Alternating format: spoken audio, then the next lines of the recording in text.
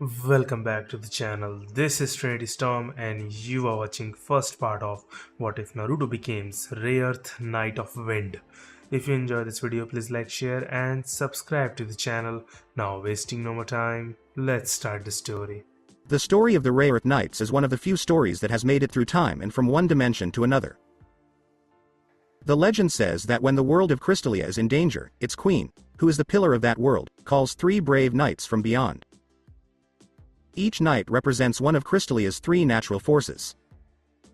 The uncontrollable wind is unpredictable by nature and can't be tamed or beaten. No one can stand when the wind lets out all of its anger. Like a tiger, it crouches before attacking with all of its power, and when it does so with the force of 1,000 hurricanes. The calm water, which is passive by nature, flows at a steady pace. It never rushes, and it never goes off course. Water is patient, but it hits its enemy like waves, slowly weakening it until it becomes a huge tsunami and hits it with all its power. No one can stand up to a force that builds up over time. Like a powerful dragon, it roars, and everyone shakes when it looks at them. The roaring flames, never-ending stream of flames and passion, all-consuming inferno, a single tongue is enough to burn down a forest. The presence of fire scares even the most primitive creatures, and even the strongest creatures are afraid of this natural force that has no end and no limit to its power, and like the phoenix, it always rises from the ashes. All three forces, including the earth, which is the most basic force in nature, work together in a cycle that never ends. Water calms fire, fire cleans earth, earth stands against winds, winds move water, and so on. But before the three knights can be called, they must first learn to control their own abilities and find solutions to their own problems. With that, the Chronicles of Wind begin, and Naruto, the Maelstrom, the child of revolution, the unpredictable and untamable Wind Knight, makes his stand. The Chronicles of Wind is a story about the friends of one of the best Wind Ray Earth Knights at the court of the Queen of Crystalia. The Chronicles are actually a whole story, with the Chronicles of Wind, the stories of water and fire, and the Scroll of Union as the last part. The Chronicles of Wind is about a boy named Naruto Uzumaki, who is about 12 years old. He lives in the remote world of the elemental nations, where mythical ninjas live and fight, where friendships are tested the most, where life is short compared to the powers sometimes offered, where ninjas die young, sometimes as heroes, sometimes as villains, where morals are tested the most, and where only the one with the strongest will survive. Here, in this world and on this land, lives the fifth Wind Ray Earth Knight of the court of the Princess of Crystalia, Naruto the Maelstrom, the child of revolution. But before he became the Knight of Wind and earned such a title, he had one that was slightly different but just as long. The most unpredictable, knucklehead ninja in the hidden village by the leaves, and many people thought that the title, Dead Last, of the Rookie 9 fit him well. Well, after this, they're less likely to call him Dead Last. Naruto! Screamed Sasuke Uchiha when he saw that his teammate was being licked roughly onto thick branches of the many trees around them by that weird grass ninja who had called up a huge snake. He knew that Naruto was acting more recklessly than usual. He also knew that a ninja shouldn't charge blindly into a stronger enemy, as he had been taught on the first day of the academy, and he should know since he had taken the class 3 times. Still, Naruto charged at the grass ninja, and now he was paying for his blind but brave charge. Yes, he would admit that Naruto had more guts than he did. For once, Sasuke Uchiha was admitting, in his mind, that Naruto was better than him at something, like being brave and not giving in to an enemy, while he gave up the moment he felt a killer's intent. Soon the snake actually licked away at Naruto again, slamming him onto the branch where Sasuke was. Enough games, the grass ninja said, and again, Sasuke, Sakura and now Naruto felt the horrible killer intent, images of them dying in the most horrible way, flashing in front of them, their nerves blazing like a Christmas tree. Well, only Sakura and Sasuke, because as soon it was over, Naruto just blinked a little, and then slowly stood up. Well, I'll be damned, the Kyuubi brat, how could I pass those marks on his cheeks? Only a brainless fool, a total suicidal, or someone truly determined would stand after my paralysis jutsu. Yet again there are 1,000 ways to skin a fox's fur, the grass ninja thought with a smirk, one he rarely showed on his face. When he opened his mouth wide, the 3 genin watched in shock as a huge blade came out of his throat and went straight for Naruto. Shino Aburame is a boy who has always been taught by his clan to let logic guide most of his actions. Sometimes logic can't beat chaos or Naruto, which is the same thing, but he knew one thing. Naruto was out of his logic, not Naruto's team, which was ruled by teamwork logic, which is where they excelled the most. Team 8 had just barely avoided being killed by the Sand Ninja Gaara of the Sand, who had killed an entire team in cold blood without showing any mercy and almost did the same to them. Sure, on one point he was also scared, his bugs didn't want to move, true testament of Gaara's terrifying power and bloodlust, but now, instead of being in the tower resting since they had their scroll sets, they decided, well, Kiba convinced them, to hunt down some teams, to cut the competence further. The less teams more chances to gain Chunin promotion, he said, to convince them, and so there they are, on the hunt of a team in particular, Team 7. Shino asked, why are we looking for Team 7? He was all for getting rid of the competition, but picking both Team 7 and Team 10 was strange, even for Kiba. Oh, come on, Shino. Team 7 is pathetic. They have Naruto, the loser, and Sakura, who doesn't do anything. Their only hope is Sasuke, but he can't hope to stand against us three at the same time, Kiba said. Anyo-ke Kiba-kun, I think you're wrong, Hinata said as she petted Akamaru, who was still shaking after Gaara's killer intent. Because the poor puppy was more sensitive than any human to killer intent, he was the most scared of the group. She's right, Kiba. It's not fair to attack Team 7 without a plan or more tests of their skills.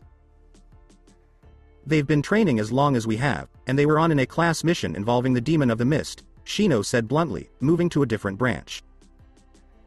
With the copycat ninja Kakashi, anyone can complete an A-class mission, even those losers. I say get rid of them before they can do something similar to us. Kiba added, your logic is sound, but it's not perfect. We may have Naruto-san's scent because Hinata had a piece of his jacket and some of his blood on it. Hinata blushed deeply when Kiba said that. But don't forget, Naruto may be the last one standing, but he is also the most determined. He will fight to the death to protect the scroll, even against Hinata if he has to, and he will outlast us in a fight. He has massive chakra reserves and more stamina than any of the rookie 9. My entire colony. No, my father's entire colony can feed off of his chakra and it won't even make a dent in. Kiba asked, now what, Shino? And saw a drop of blood on Shino's glasses. Soon, Shino felt something wet hit his cheek, and when he wiped it away, he saw it was blood. No. Hinata screamed, her face as pale as a sheet of paper. Kiba looked up and saw a scene that he swore only happened in nightmares. A giant snake wrapped around a huge tree, a weird grass ninja with a long tongue on top of his head, and a blue shone sword coming out of his mouth. On a nearby branch, he saw Sasuke and Sakura. Soon, Kiba heard Shino's terrified words, the snake Sannin. Orochimaru. Team 7 was a great place for lost ninjas to go.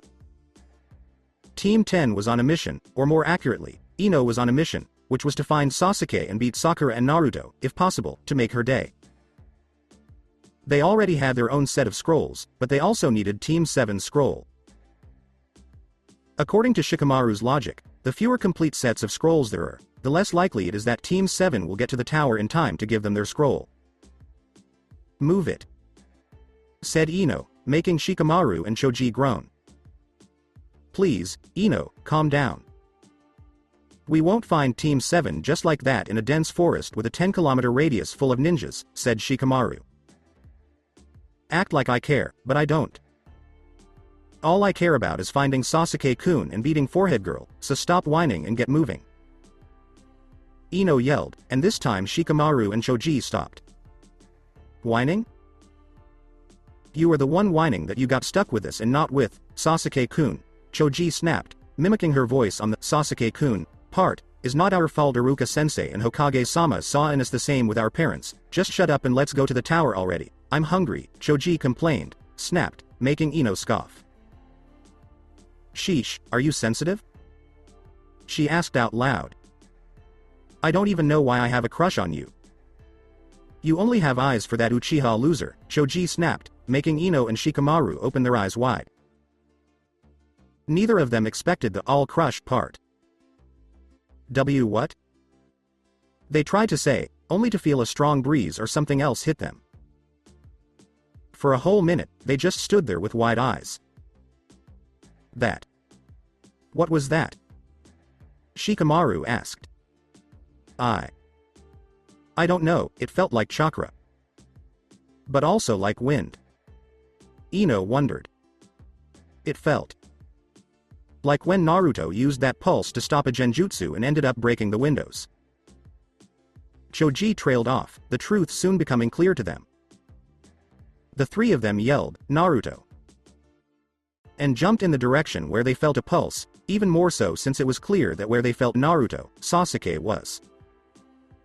Where am I? Naruto asked himself. When he looked around, he saw that he was no longer in the forest, with a sword stuck in his chest, but in a sewer with silver walls. The water on his feet was green lime, and it shone.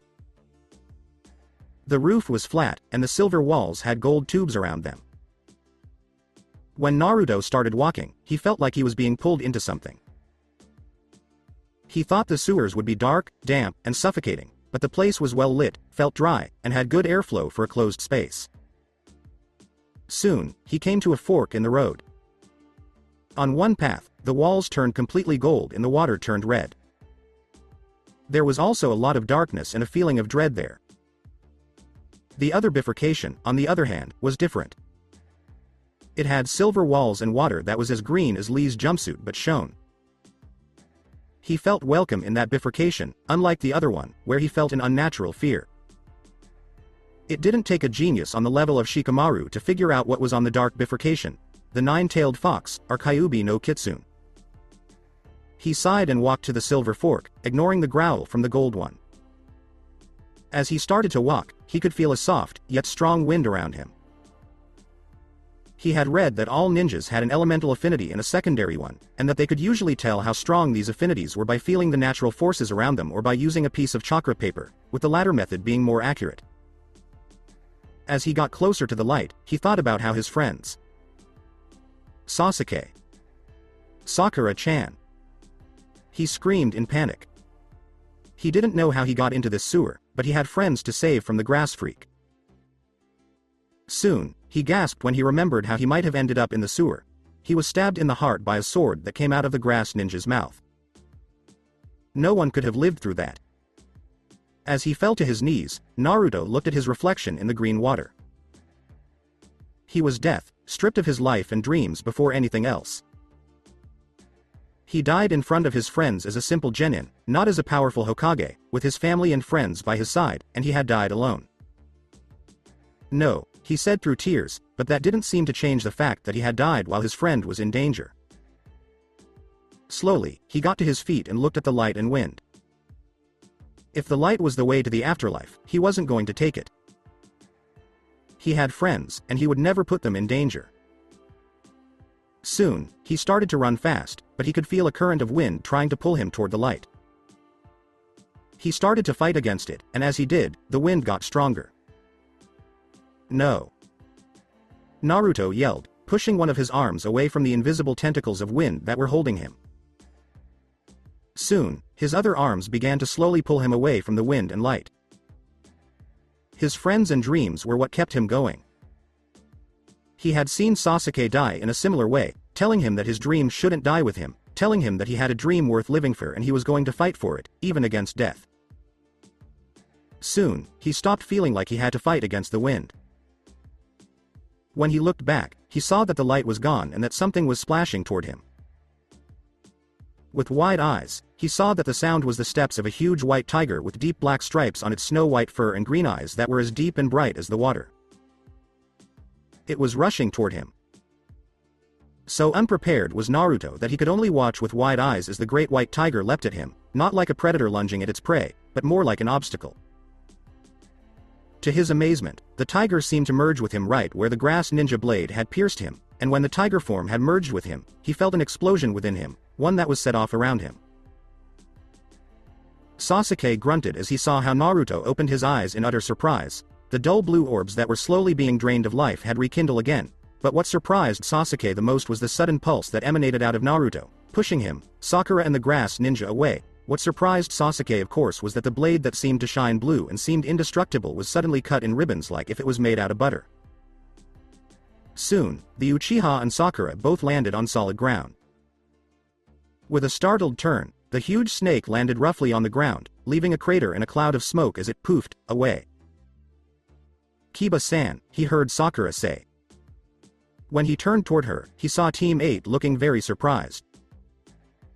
He could even make out the shape of Shino's eyes, which showed how calm Aburame was. "Well, if it is Team Loser," Kiba suddenly said, making Sasuke slightly snarl, and slightly forgetting that Naruto his teammate somehow was still alive. "Not no Kiba. This is not the moment," Shino warned. "Whatever, the less teams the better," Kiba said, glancing at Hinata. It was no secret he had a crush on her, not as big to the one she had for Naruto, but still a crush, and it was painfully obvious that he wanted to break Hinata's view of Naruto by crushing him. But Kiba thought it was strange that Hinata was staring at him with wide eyes, as were the members of Team 7 and the newly arrived Team 10. Soon, he turned to Shino, who looked like Gaara was right behind him. Turning slowly, he saw that it was Naruto behind him, and he felt a little better until he saw or rather believed what he saw behind Naruto. He swore on his clan's honor that he had seen the biggest, scariest tiger ever. It had snow-white fur, green eyes with black slits, and black stripes on its white fur. It was in a hunting position, right behind Naruto, with its fangs out. Tigers are scary enough on their own, but the fact that this one was about 3 stories tall made it ridiculously scary.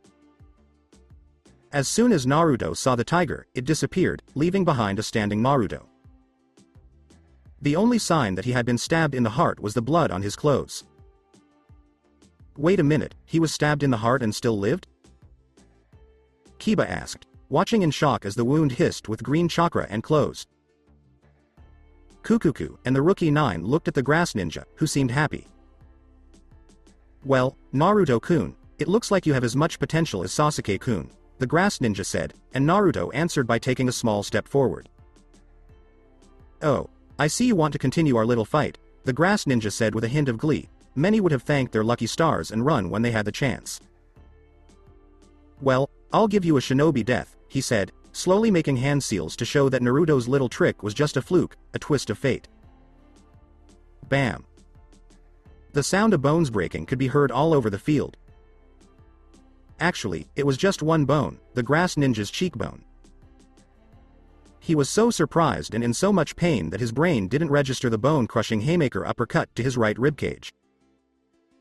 Instead, he grunted in pain when his ribs collapsed from the sudden strain and pain.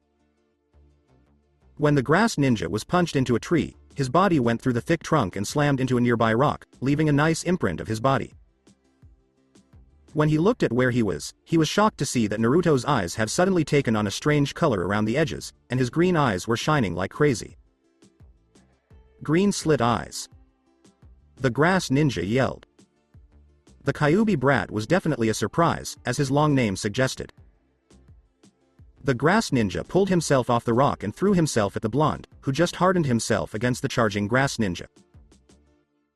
Later, everyone was shocked when Naruto lifted both arms and grabbed the grass ninja by the shoulders, stopping him in midair and keeping him from moving even an inch. He then pushed him back onto the rock with a single shift of his weight forward, which shocked everyone even more. The grass ninja was surprised and annoyed when a genin brushed him aside like a rag doll. He had used his experience and chakra to launch himself in a move that with a sword would be deadly, but the blonde just brushed him aside like it was nothing.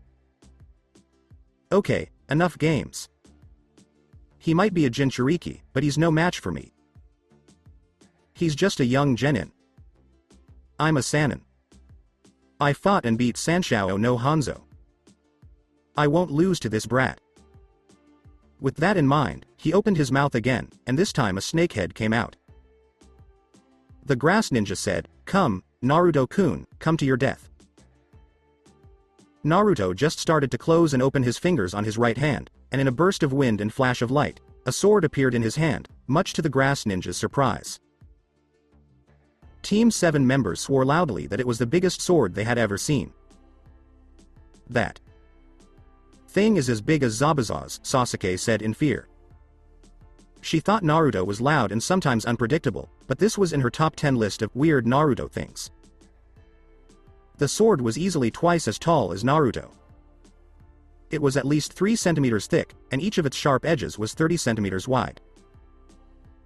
As for its length, if Naruto is 1.45 meters tall and the blade is twice as tall, it must be at least 2.9 meters long. The blade was silver, almost white platinum, and the hilt was black with some strange runes around it. The grip was 30 centimeters long and blue, with a single piece of cloth tied around it. It looked ridiculous, especially since Naruto is neither the tallest nor the strongest of the Rookie 9. Hinata is the second smallest, and Sakura is the third. Still, they couldn't believe how easily Naruto swung the blade and brought it to his shoulder, where he let it rest. The grass ninja charged at Naruto with a smirk on his face, sword ready to stab. Naruto quickly drew his sword, blocking the attack, and jumped at the grass ninja, swinging the huge Zanbato at the grass ninja's sword, which blocked the attack and made the grass ninja grunt. In the air, Naruto twisted and brought the huge blade down in a wide arc. The grass ninja jumped to avoid the blade and brought his own to cut Naruto, but just as he was about to cut Naruto, he grabbed the sword and blocked the attack. Landing with a soft thud, the grass ninja looked at the blonde with calculating eyes. He is good, even with a blade of that size and size, he is able to deflect my attacks, but it's one thing to deflect a sword and another to deflect a jutsu. With that, the grass ninja brought his hands together, sword in hand, and started making hand seals. Wind release. Great breakthrough. Fury. Naruto shouted, suddenly swinging the blade fast. Considering the massive size at the blasting wind, time seemed to stop when the blade connected with the jutsu. Fool, the grass ninja thought with a smirk, only to go eye wide as the rest when his jutsu never collided. In fact, the jutsu began to be pushed back, slowly, and by a mere 12-year-old blonde.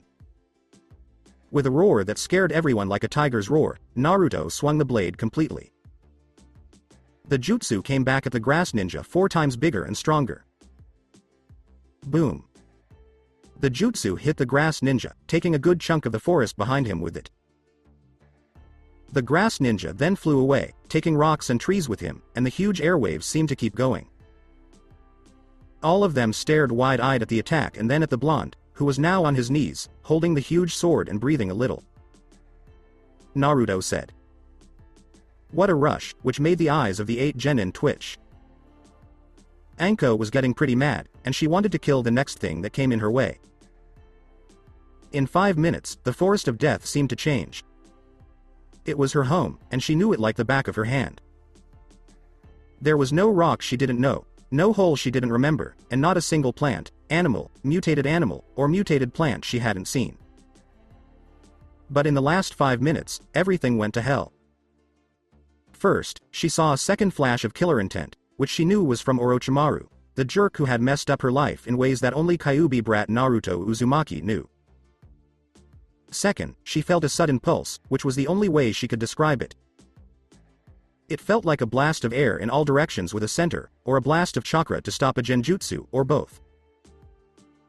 Hell, the only time something like that had happened was a year ago in the academy when the same Gaki overdid the all genjutsu cancelling and blew the windows on a 5 mil radius of the academy and turned off every genjutsu in that area, not to mention that several chakra slips used to determine the elemental affinity of a ninja registered the most strong wind user affinity ever. It didn't took a genius to know who was the wind user and to who that chakra belonged to. But the third and fourth things easily took the cake. The third was the unnatural tiger roar. It could have been one of the mutated tigers, but the roar sounded so strange, as if the tiger was the size of a 3-story house and had the body of a wild, experimented, and damn big tiger. The fourth was what she was actually looking at. There was something that looked like a trench. The ground had been dug up by something, and every tree that was supposed to be there was gone, destroyed, or something else she didn't know. There were small pools of blood where the attack ended, and there was a huge crater that was twice as big as the initial trenches. Her strong wasn't good at math, but she guessed that the crater was 50 meters wide and 10 meters deep. She took the sword and the headband and put them on her trench coat. Then she pulled out a vial to take blood samples in a plastic bag to put the shred face in, and she left. Soon, Ambu hunters would gather in that crater to figure out what did it and follow the attack, which wasn't hard because the attack left a straight line that even a moron could follow. She sighed and walked to the tower. There, she would show the physical proof that Orochimaru was involved with Sound Village and the pieces of the Kusanagi sword, which was said to be unbreakable. She did know one thing, though: Hokage-sama would put the hilt up as a trophy, since no one can break the unbreakable. Okay, so what was all that about? Ino asked out loud, missing how Naruto's new weapon had disappeared in the same flash of light and wind as the markings around his eyes and his strange eyes, leaving behind a tired Uzumaki and a strange white glove without fingers and a green crystal that looked like the kanji for wind on the top of the palm. The tired Uzumaki saw a sticky, full of drool scroll on the ground, the one they needed to complete their set. How am I supposed to know? Why do you ask me, you pig? Everyone else, except for Naruto, who slowly moved toward the scroll, missed the scroll when Sakura snapped. He is your teammate, forehead girl, said Ino. Is the first time he does something like that? Oh, is this the first time he's done something like that? Then don't tell us about it, or you'll let us loose like a rabid dog. Hey, I'm here, you know, Kiba said as he joined the conversation, drawing everyone's attention away from the crawling Naruto who had grabbed the drool-covered scroll. Naruto slowly stood up, his body feeling how its powers had returned, and made his way to Sasuke, who looked bored by the conversation. Hey, Sasuke, Naruto said in a whisper. Sasuke just narrowed his eyes at the blonde, who had gotten stronger than him, and asked, what dope? When Naruto showed him the drooled scroll, he knew what to do. Let's get Sakura-chan before they all attack us, Naruto said in a whisper. Why do you think they will all attack us? Why would they come here in the first place? Good point, and by the way, that thing was in that guy's stomach, Sasuke whispered. Wait. You mean? Sasuke nodded, and Naruto gave him a few sick looks before putting the scroll in his pouch and wiping his hand with his pants. Listen, forehead, we don't care right now. Say, Sasuke-kun. When Ino cried out, everyone looked at Naruto and Sasuke, who stopped just 5 inches from Sakura and then looked at each other strangely before looking at the group. Both of them grabbed Sakura's arms right away. See ya, suckers! Screamed Sasuke. Smell ya later. Yes, said Naruto, both of them pulling at Sakura like a rag doll and jumping onto the branches to head toward the tower. They ran away, Kiba said. It seems that way, Shikamaru said. The 6 people who had gathered then fell into an odd silence. Come on back. Kiba and Ino screamed as they ran after Team 7.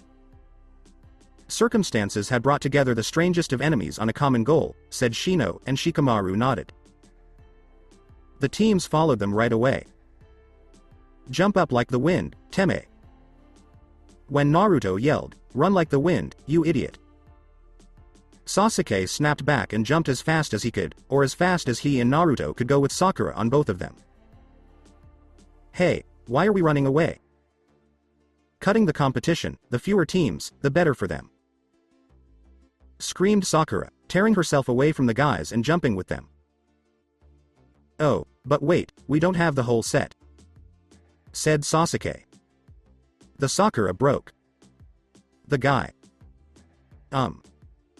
Coughed up his scroll, Sasuke said awkwardly. Soon, Sakura made a face when she realized what had happened. I got them both, Sakura-chan. Now all we have to do is run to the tower, it's easy as pie.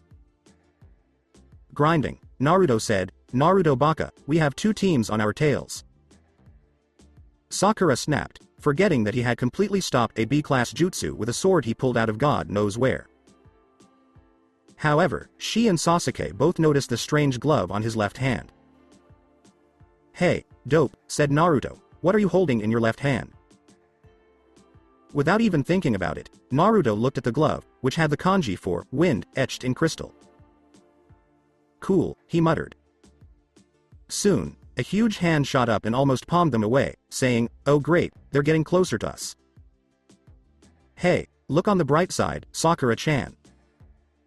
She yelled as she turned around and saw that 2 teams from their own graduation class were after them. What's the bright side, Baka? Sasuke and Sakura said, that means we are so cool that they want us to lose so they can win easily. We are strong.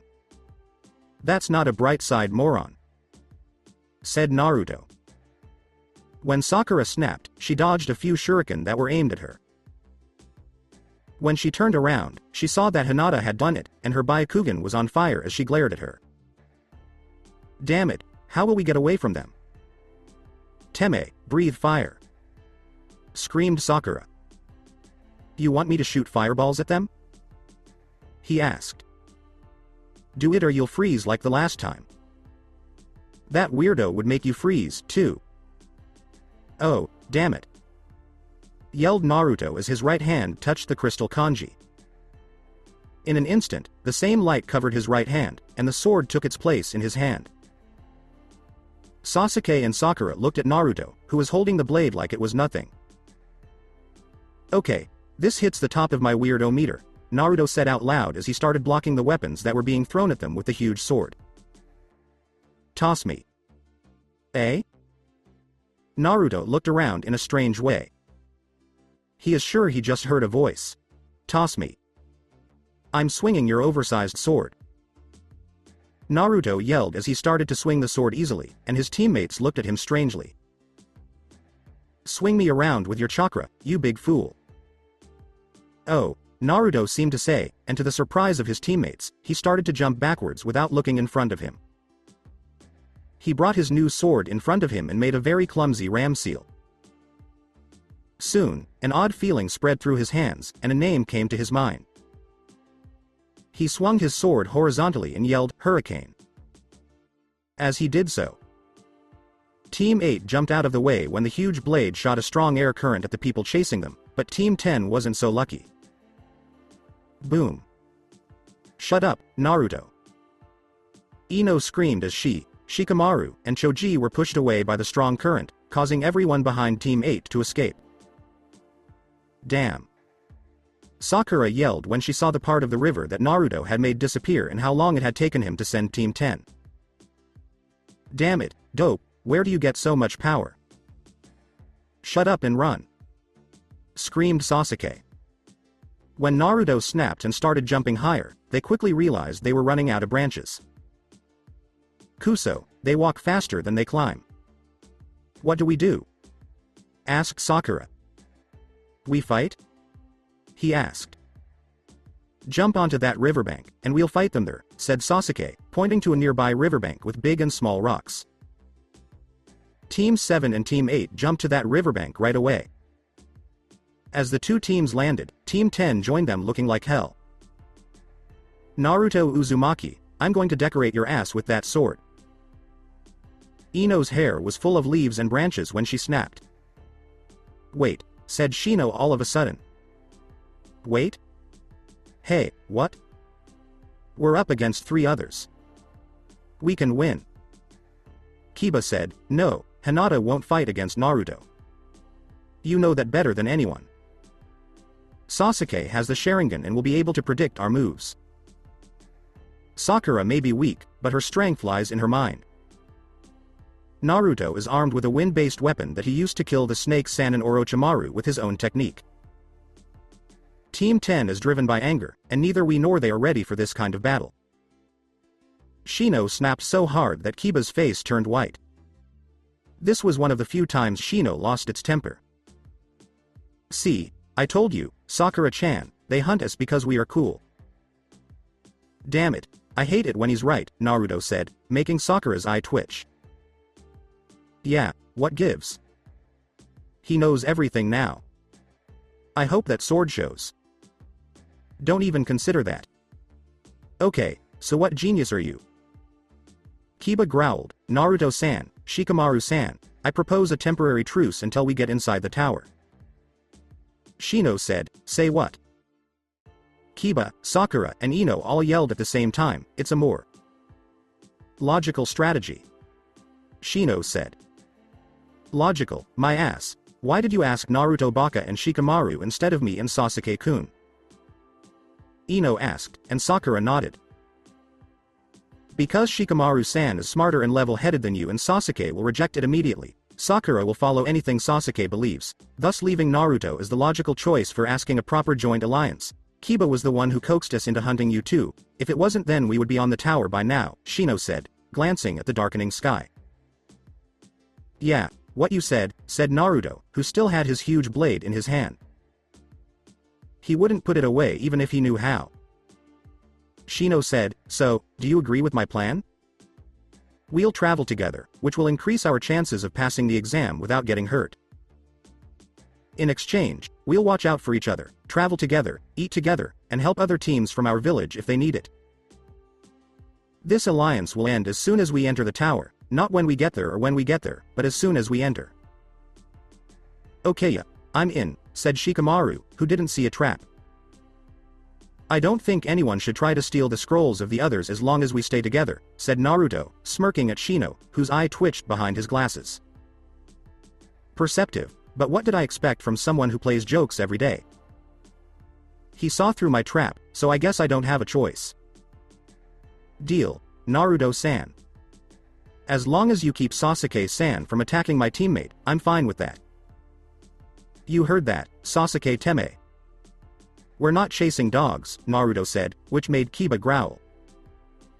We should look for a safe place to stay. FFFF for the night NNNN Naruto T to Kun. Hinata shook her head and said, she's right, guys. It's getting late, and weirdos come out at night. Suddenly, Choji said, okay, I guess that's settled, but I have to disagree with that. Suddenly, Naruto said, as shinobi, we are freaks to the rest of the world. He said this as he slung his weapon on his back, which stuck this time. The genin were kind of offended by that, but he was right. In the eyes of many villagers, they weren't shinobi, they were freaks, whether they liked it or not. At least they are freaks with friends, so they aren't alone. But they didn't know that another team was watching them from the treetops, where one of its members was staring at Hinata and telling Neji, keep your emotions in check. We're not here to attack them because of a personal grudge, which Neji didn't understand. Like, if you knew anything about fate, she'd fall into my hands alone, Lee. You can fight all the others you want, but Hinata-sama is mine to kill, Neji said as he came out of the shadows.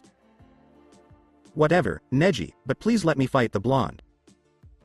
That sword is so cool, and I want to test blades. Yes, Tenten, you can fight him. Fight to your heart's content. Oh, I plan to do that, Neji. It's time to show the kids how it's done in the big leagues.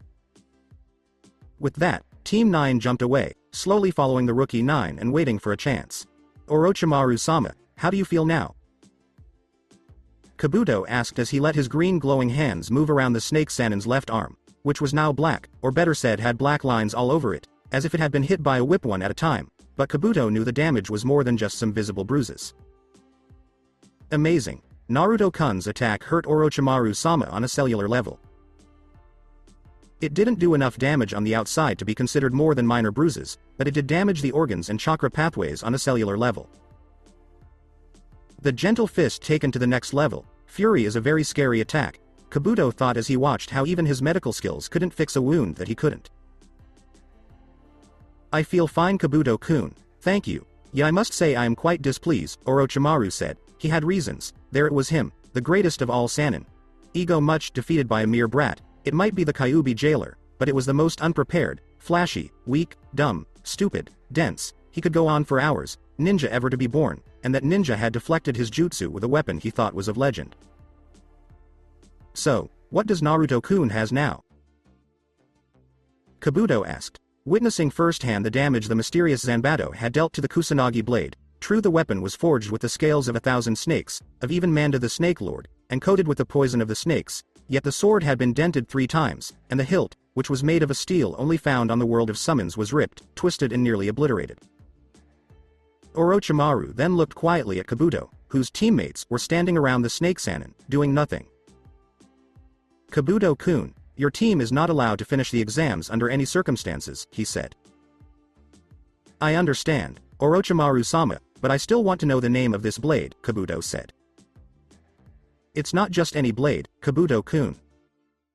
It's a legendary blade, as legendary and unreachable as the Totsuka no Tsurugi, 10 hands long sword. That blade is a symbol of power and elemental markings of a being that could easily be the deciding factor in our plans, Orochimaru said. Yes? Asked Kabuto. That blade belongs to a real Windlord. It's the blade of a Rayearth Knight of Wind, and it's called Blade of Wind. So. Do you have any idea how you got that? How did you get that huge sword? Kiba asked Naruto, pointing to it. Naruto thought about telling them how he got it. K's no. Naruto blinked. In less than a day, a lot of strange things had happened to him, like the sword and the voice in his head, and the fact that 2 of his new techniques were based on wind. And the tiger. Oh man, the tiger. He remembered when he roared like a tiger, but how the hell was he going to explain that? Family history? You don't know? Asked Naruto. Choji asked, why don't you have your parents' fat asses? Naruto snapped. Normally, Choji would have gotten mad at anyone who called him fat ass, but Naruto had snapped at him out of pure anger for not having parents and not knowing his heritage, so he let that slip. He also has a big heart to stay mad at someone for so long for a single insult. Okay, man, I'm sorry, but at least that thing has a name. Again, Choji asked, is it K's no Yaiba? Naruto answered almost in a whisper, yes, it's K's no Yaiba. The Blade of Wind? That's an interesting name. Let's rest, and who will take first watch? Asked Shino. As he walked away with K's no Yaiba in his hands, Naruto said, I'll do it. I need time to think. The rest of the group shrugged and went to sleep. Hinata looked worriedly at Naruto, who had just stuck the blade tip into the ground and was resting on a rock. She wanted to go talk to him and help him, but she couldn't right now, not with so many ears perked up and her crippling shyness. Instead, she used her Byakugan to warn everyone in case something bad happened, and she hoped that one day she'd be able to talk to him without fainting or passing out. Naruto, on the other hand, was sitting on a rock. The moon was shining brightly, and so was his Zanbato. He looked at the Zanbato and wondered how he got it in the first place. He tried to find the answer by closing his eyes and taking deep breaths. It looks like they don't have enough guards, Tenten said with a satisfied smile. Yes, now is the best time to attack, Neji whispered. No, Neji-kun, Tenten-chan, look at Hinata-chan, Lee said, pointing to Hinata, whose veins were visible on both sides of her face. Kuso, she knows that their first shift had some weaknesses, so she decided to be a secondary guard, which is impressive but not enough, Neji said as he started to pull out some shuriken. Isn't that? Can't you feel it? The air. It feels weird, Lee said, making Neji and Tenten look at him. He said it in a strangely slow and quiet way, as if he was afraid to wake someone up. It's just your imagination, Lee, Tenten said. No, he's right. This doesn't feel right, it feels unnatural, like a barrier, Neji said. Neji, none of them know the art of seals, and I doubt your weak cousin Chakra is messing with you, Tenten suddenly said. No. Is Naruto-kun, Lee said, with his eyes wide open, and he was right. His teammates turned around to look at Naruto, and, unbeknownst to them, Hinata was also staring with his eyes wide open. Small pebbles, some leaves, and a couple of branches that weren't attached to the ground started to float around Naruto, who looked like he was sleeping but was actually meditating and seemed pretty awake to Neji. Naruto was walking through the silvery halls of his mind again, he thinks, getting to the same fork and trying to get to the silver sewer system, where he hopes to find some answers about his current skills. As soon as he crossed the light, his eyes got bigger. It wasn't because of the light, because he had seen it many times before when he was close to dying. He always saw a red-headed woman with a blonde man who looked like him but was older telling him that it wasn't his time yet and that they were proud of him. No, what really surprised him was how quickly the scene went from a smelly, closed sewer to an open field with a sky. He could see miles and miles of green in front of him. Behind him, the entrance or exit to the sewer was attached to a huge mountain made of red crystals. To his amazement, he could see a floating mountain, a group of smaller islands floating around the larger mountain, and a huge volcano. He knew it was a volcano because what other kind of mountain spits fire out of its tip? As he walked around he marveled in the sights in front of him, trees of untold beauty and sturdy, even for being young, the grass is green and sane, like if no one walked there. There was also a spot with flowers he had never seen, being someone who had his own plants, like 3 or 4 and taking great care of them like if they were his babies. He could only marvel with their exotic appearance. This was a place Ino would go flipping about.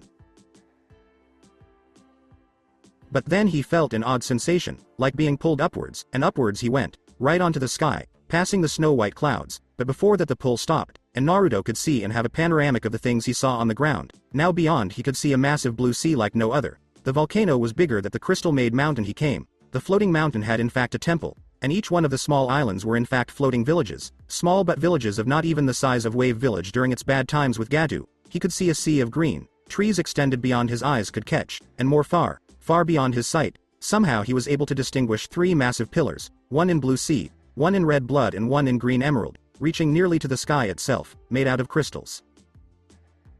And to add a massive castle near the pillars, along with a town 10 times bigger than Konoha. What caught Naruto's attention was that the castle shone like if it was made out of crystals itself, or diamonds, or something. Soon, he was pulled again. This time, he went through the clouds and into a very strange place. Clouds and wisps of smoke covered the area, and the skies seemed to be distorted. It all seemed so strange, like those old drawings Saru-Jiji had shown him once, ones that were from before the village, before manga and cool drawings. You went. Naruto's eyes widened. Before, he had never been able to tell the voice tone apart. It was always neutral, even when it snapped at him. But now, he could make out the voice clearly. It was rough and strong, like a cross between a growl and a baritone, and he could only guess who it belonged to. Born during the revolution. Naruto's eyes darted around, and soon he saw a huge, 3-story white tiger. It was huge, scary, and freaking awesome, but it looked like a drawing that Saru-Jiji had shown him once, which at the time could have been called a cartoon. A revolt? Me? Naruto asked after hearing his voice, which was grave and deep, as if he had grown up in a split second. Yes, child of revolution, whose life is directly tied to the fate of his own world. One will bring destruction and pain, and one will bring change and peace. Which one do you think you are? Duh. Of course, the second. Wait. You're saying that one will bring peace and the other will bring destruction? Yes, there are 2 children, and the fate of their world is in your hands. Peace or destruction? Of course, peace. What an idiotic question. You want peace, but you are a tool of war and terror. People like you can't bring peace. Who says? You? Sorry, dude, but the last time someone tried to persuade me of something, I got beat up like all the women did when they found the mother lode of all perverts. I saw, but you proved to me that even when you try to be a force for peace, you end up being a force for pain. What do you know about suffering? I haven't seen any, but I've seen enough to know what's going on. Right, just because you've seen it and then tell me all wisely that pain is this and that, and I can't become anything because I'm some kind of avatar of destruction doesn't mean you know it. You have no right to say that unless you've seen it for yourself. Who are you to tell me what I am? I'm the only one who can decide that. The tiger didn't say anything back. Instead, he just looked at the blonde in front of him with his big, green eyes. Someone told me that shinobi are weapons, tools of a person who doesn't care about us and will use us and throw us away when we break. That's wrong. We're still people. No one can tell us whether we're weapons or not. It's up to us. I know that Saru-Jiji will never let that happen. He's kind and wise, but also twisted, and I want to be like him, a leader who looks out for his people. And no one, not even a huge rug or a psychotic 9-tailed freak with a big ego like him, will be able to stop me. Naruto thundered, and people were even more surprised when they actually heard thunder when he spoke. The tiger just got up from where he was sitting and moved slowly toward Naruto. Naruto's eyes were as big as saucers, but he didn't back down. He never backs down, and he never breaks his word. That's his ninja way, and no one would ever change that. You deserve. Naruto's eyes suddenly went wide when he heard that and saw how close the huge white tiger was to him.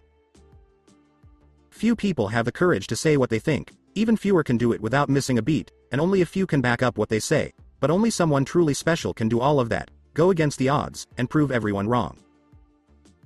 Naruto kinda blushed and rubbed the back of his neck with his hand. This was a habit he had picked up from his many jokes that turned out to be good. After all, no one can paint the roofs of the Hyuga clan pink without them knowing. Only a few people are strong enough to change the world, and you, Naruto Uzumaki, are one of them. It's like a huge hurricane hitting and shaking the world. You're ready to show them all they're wrong with the same kind of power and determination. Suddenly, the strange aura and vision became clear, and Naruto was shocked to see that he was floating in the air with a 3-foot-tall white tiger that could talk.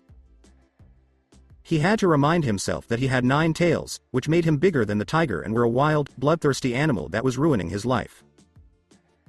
I'm well aware of the creature you have inside you, Naruto Uzumaki. It's a beast like no other, a force of nature, and a manifestation of people's evil.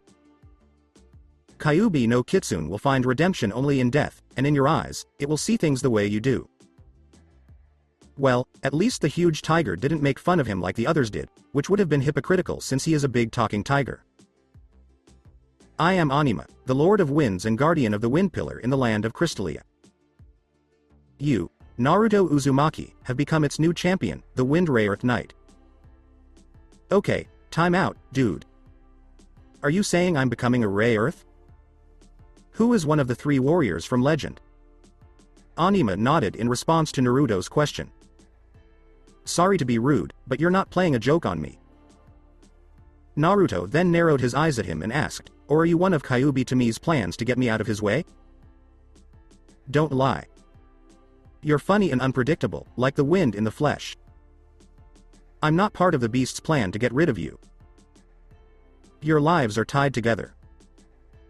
Even if what holds him back is weakening, it's still enough to keep him at bay. No, Naruto Uzumaki, you were chosen from birth to be a champion, a warrior, and a light in the many dark shades of many lives. Naruto blushed, but he couldn't say anything because it was the first time someone had praised him so much. It felt good. Our time must come to an end. For now, we must go our separate ways. Until I call you back to the skies, you are free to explore and look at what's below. Think of it as a gift for everything you've been through, along with this. Soon, the huge beast pointed a claw at Naruto, and one of its fingers tapped him on the forehead with a sharp nail. Naruto could feel the nail go through the metal of his headband and lightly tap his forehead, but he didn't seem to care. Soon, Naruto's eyes got bigger as he felt his body expand. He felt like the chakra paths and coils in his body were being invaded by a foreign force, and his brain felt like it was on fire as he learned how to do things he didn't know he could do. As this was happening, he started to fall out of the sky, staring at Anima in shock. Your true skills have been unlocked. They're small at first so you can understand them, but they'll get stronger as you use them. Get ready, Naruto Uzumaki, because as soon as you leave this realm, you'll be in a fight to test your new skills. Naruto tried to get to Anima so he could talk to him, but he couldn't. Instead, he felt like he was landing on something soft, like water, and his view of Anima in the sky slowly faded away. So far. Orochimaru-sama, what do you want? Zaku asked, staring at the snake Sannin, the man who had saved him from a life of poverty and pain and led him to his true calling as a shinobi. I hired Team 7 about a half day ago, Orochimaru said. You know, the one with the girl with pink hair and the orange with legs? Yes, but I promise you, Kin-chan, that orange with legs, as you put it, is more than just a loud-mouthed show-off. Look below the surface, Orochimaru said, making Kin look down. What do we have to do? Dozu asked. Kill the boys, except for Sasuke-kun, and bring me him and the girls. I need the Byakugan of the Hyuga girl that Naruto and his team are with right now for some experiments. How do you know that they are with other teams that include a Hyuga Orochimaru-sama? Easy, Dozu-kun, newbies like them are too predictable. There, Dozu muttered as he looked at the Rookie 9 group resting after a hard first day in the forest. He couldn't blame Team 7 for resting, since they had gotten away from Orochimaru, but the other teams had no reason to rest. Soon, the Auto Ninja focused on the three main targets: the Hyuga girl, the Uchiha boy, and the blonde guard. He did this with a huge sword and floating stones all around him. Why didn't we figure that out before? Dozu thought to himself, it's not like the blonde didn't try to fit in with the crowd, but how did they miss the big Zanbato and the floating stones? It was usual to take the guards first, so the others wouldn't be able to warn them. At first glance, the blonde man looked like he was sleeping, but he was actually meditating, with his arms crossed and his eyes closed, but not moving. The other guards, on the other hand, were moving their eyes, which is normal when you're dreaming. Soon, Dozu's eyes got bigger when the blonde sat up straight and looked around. Small pebbles were falling, and there was a strange feeling that there was a wall around the group. Then, the blonde looked behind him and saw another team of Konoha Genin, the veteran Genin team with the broody Hyuga and the odd blow-haired boy. He let out a gasp, which was his downfall when he turned to face them with wide eyes that showed both surprise and determination. Then he reached for his sword, and everything went crazy. Cutting off airwaves. Naruto's eyes opened in shock, and when he looked around, he was so shocked that he stood up. His body felt strange, light, flexible, and invincible. Well, not really, but that's how he felt, and he felt like he could take on the whole world. But that feeling was soon overpowered by another one. He felt. Well, it's hard to explain. His body itself felt different things. His skin felt how the plants breathe, changing carbon dioxide into oxygen. His nose suddenly perked up, smelling sweat mixed with blood and antiseptic, then tempered steel, coal, and ash, and then lavender and vanilla? Right behind him. When he turned around, his eyes went to the source of the smell. Team 9 was perched above and behind them, giving them an advantage. He could smell the blood, sweat, and antiseptic on bushy brows, the ash, coal, and steel smell on Panda Girl, and the lavender and vanilla smell coming from Sasuke's clone, who had long hair and pale eyes. It didn't took a genius to know they were also after them, and he was damn ready to engage them in combat alone if needed to buy his friends some time. Yes, his friends. Maybe now they are enemies, and he saw beyond Shino deception, but they were still his friends, so that's why he did what he did first, placing that last condition, so they didn't end up killing each other in their friendship they formed since little.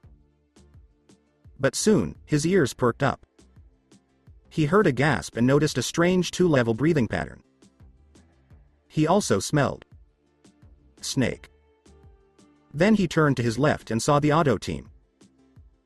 They smelled strongly of snakes, and he could feel how the mummy Genin's right arm was filled with chakra and air, while the other, who was wearing a cheap version of the Nindem Hokage's headgear, seemed to gather small amounts of air in his palms. The girls seemed pretty normal. But the same was true of their presence. They were for them. Enough of my dead, cold, rotting, and cut-up body. Naruto thought as he reached out with his right hand for Kei's no Yaiba. When he heard the next words, time stopped for him, cutting off airwaves.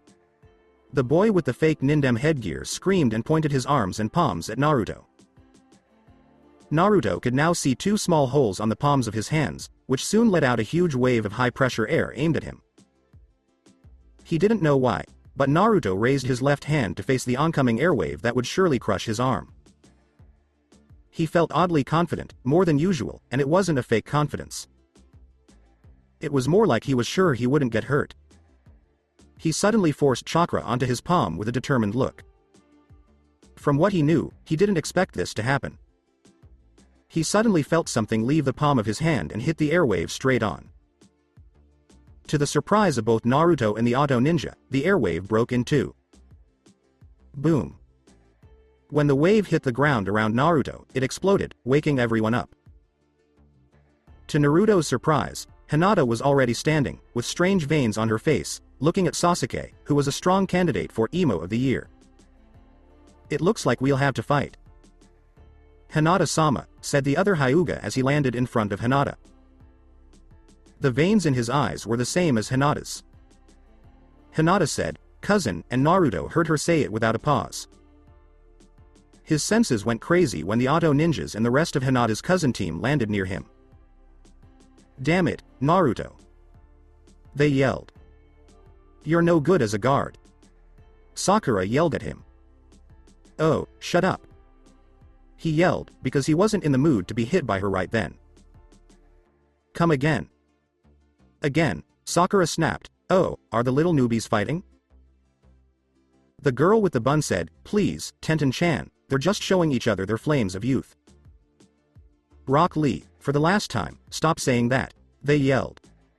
"Enough," shouted Tenten. "Hinata-sama is mine to beat, Lee. You can beat the rest and even the Uchiha prodigy, Tenten. You can also take the two useless girls and the loser with the sword. Destroy their scrolls." "Whatever you say, Neji," the Hyuga male said. "I wanted to fight the blonde on my own, but I'll do what you say," Tenten said as she licked her lips and teased Hinata. You'd have to be a complete idiot to not see that Hinata liked her. Hinata just snarled, "Get away from him." Hinata snapped, then gasped when she felt pain in her chest. When she turned around, she saw that Neji's hand was too close to her, leaking chakra, and was aimed at her heart. "And Neji," Hinata gasped, blood dripping from the corners of her mouth. "A loser is always a loser, like that boy," Neji said coldly before punching Hinata so hard that she fell to the ground and gasped for air. "Grab the girl quickly. Orochimaru-sama wants her and the Uchiha. Kill the others."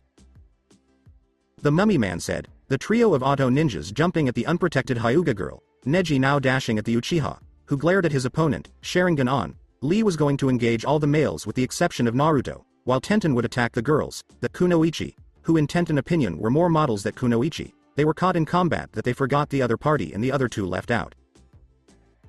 Zaku landed first and was ready to grab Hinata, but a gust of wind hit him like a brick wall and pushed him away, hard, sending him crashing to the floor.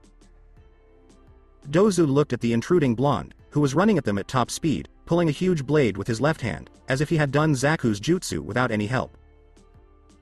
"Grab the girl, Kin." Dozu growled in response. Dozu ordered, and he ran to fight the blonde. Soon, the blonde started to lean more, running faster with bigger leaps of his feet. Dozu readied his melody cannon, but then Naruto made a huge leap at him, spinning at top speed with his sword pointed at him like a deadly drill.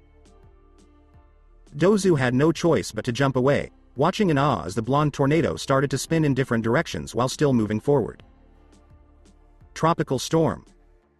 Kin!" yelled Uzumaki as he swung his sword up with a loud roar and aimed it at Kin, who was not paying attention. "Get out." So the girl looked annoyed at Dozu and said, "First go, then back off. What's up with him, oh fu?" Kin looked at the wave of air coming at her that looked like a shark's fin. There was no way for her to get away without getting hurt. Boom. Kin screamed as she was hit by an airwave and small rocks. The rocks cut her skin, and the airwave tore her clothes and made deep cuts on her skin. She flew for about 10 meters before hitting a tree with a lot of force. Naruto landed in front of Hinata and growled like an animal. "You're next, punk," he said, and his blue eyes got a pair of slit pupils that scared Dozu to death. Zaku yelled, "You first, asshole," as he ran at Naruto. Naruto stuck his blade behind him and in front of Hinata, and he got ready as he saw Zaku's hands gather a huge amount of air. Then the blonde dashed, and he felt an even bigger rush of air in his hands. Both ninjas dashed at each other, bringing their hands together to hit. Boom. When the massive attack hit, the battle stopped. Neji, who was about to attack a recovering Hinata again, stopped when he saw the blonde fly a little before landing behind his massive Zanbato, looking rather pissed. Soon, their eyes locked, and Neji felt fear like no other. "You're next, punk," after them. Neji was shaking his head, and the fact that he had just seen a huge, white as snow, very scary tiger behind Naruto made him wish he hadn't gone after Hinata first.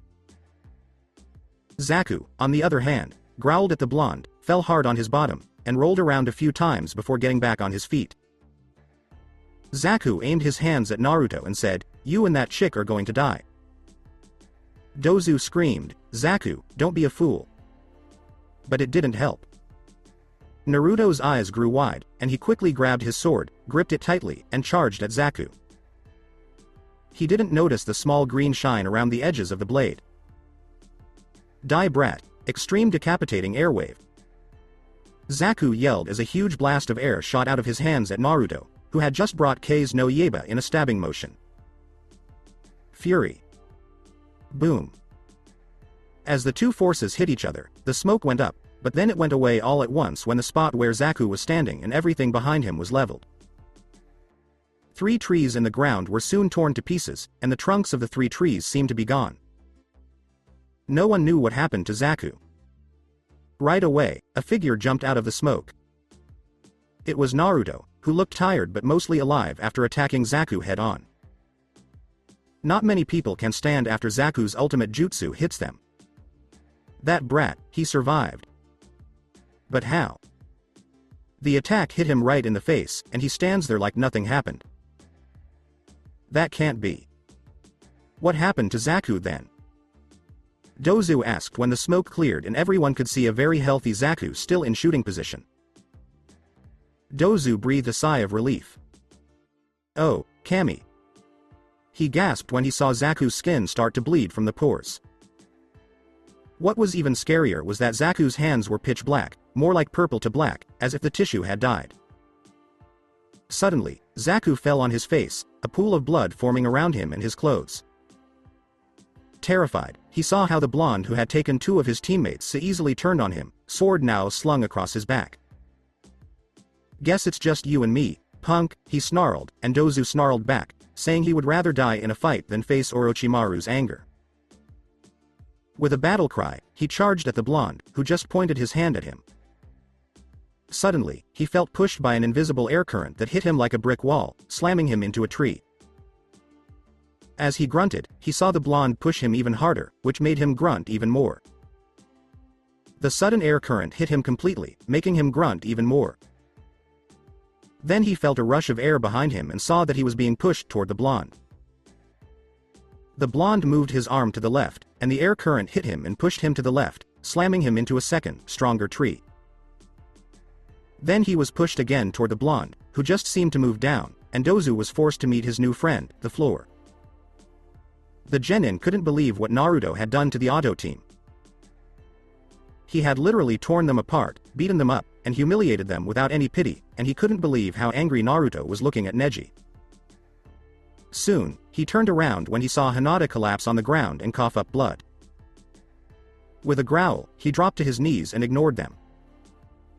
His Zanbato vanished in a flash of wind and light, and he carried Hinata by her shoulders like a piggyback. Then he looked at the members of Team 9 with a narrowed gaze that made Tenten's face go a little pale. "If you care about your lives, you'll leave," he growled in a tone so angry that it made even Sasuke wince. But Team 9 didn't move an inch.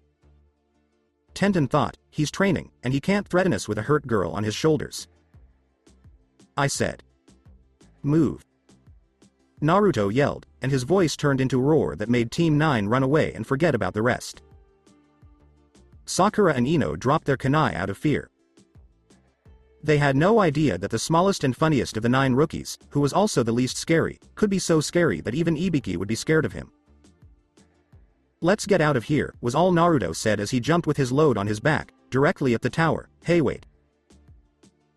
Hinata is wounded, let her rest," Choji screamed, "is not use. The Hyuga Taijutsu aims to the organs. Treating her here without a way to heal her damaged organs is a death sentence to her now," Kiba snarled, suddenly following Naruto too. "What do you mean, Inuzuka?" Sasuke asked. "Your clan was the enemy of the Hyuga clan. Why didn't they teach you what the Hyuga could do?"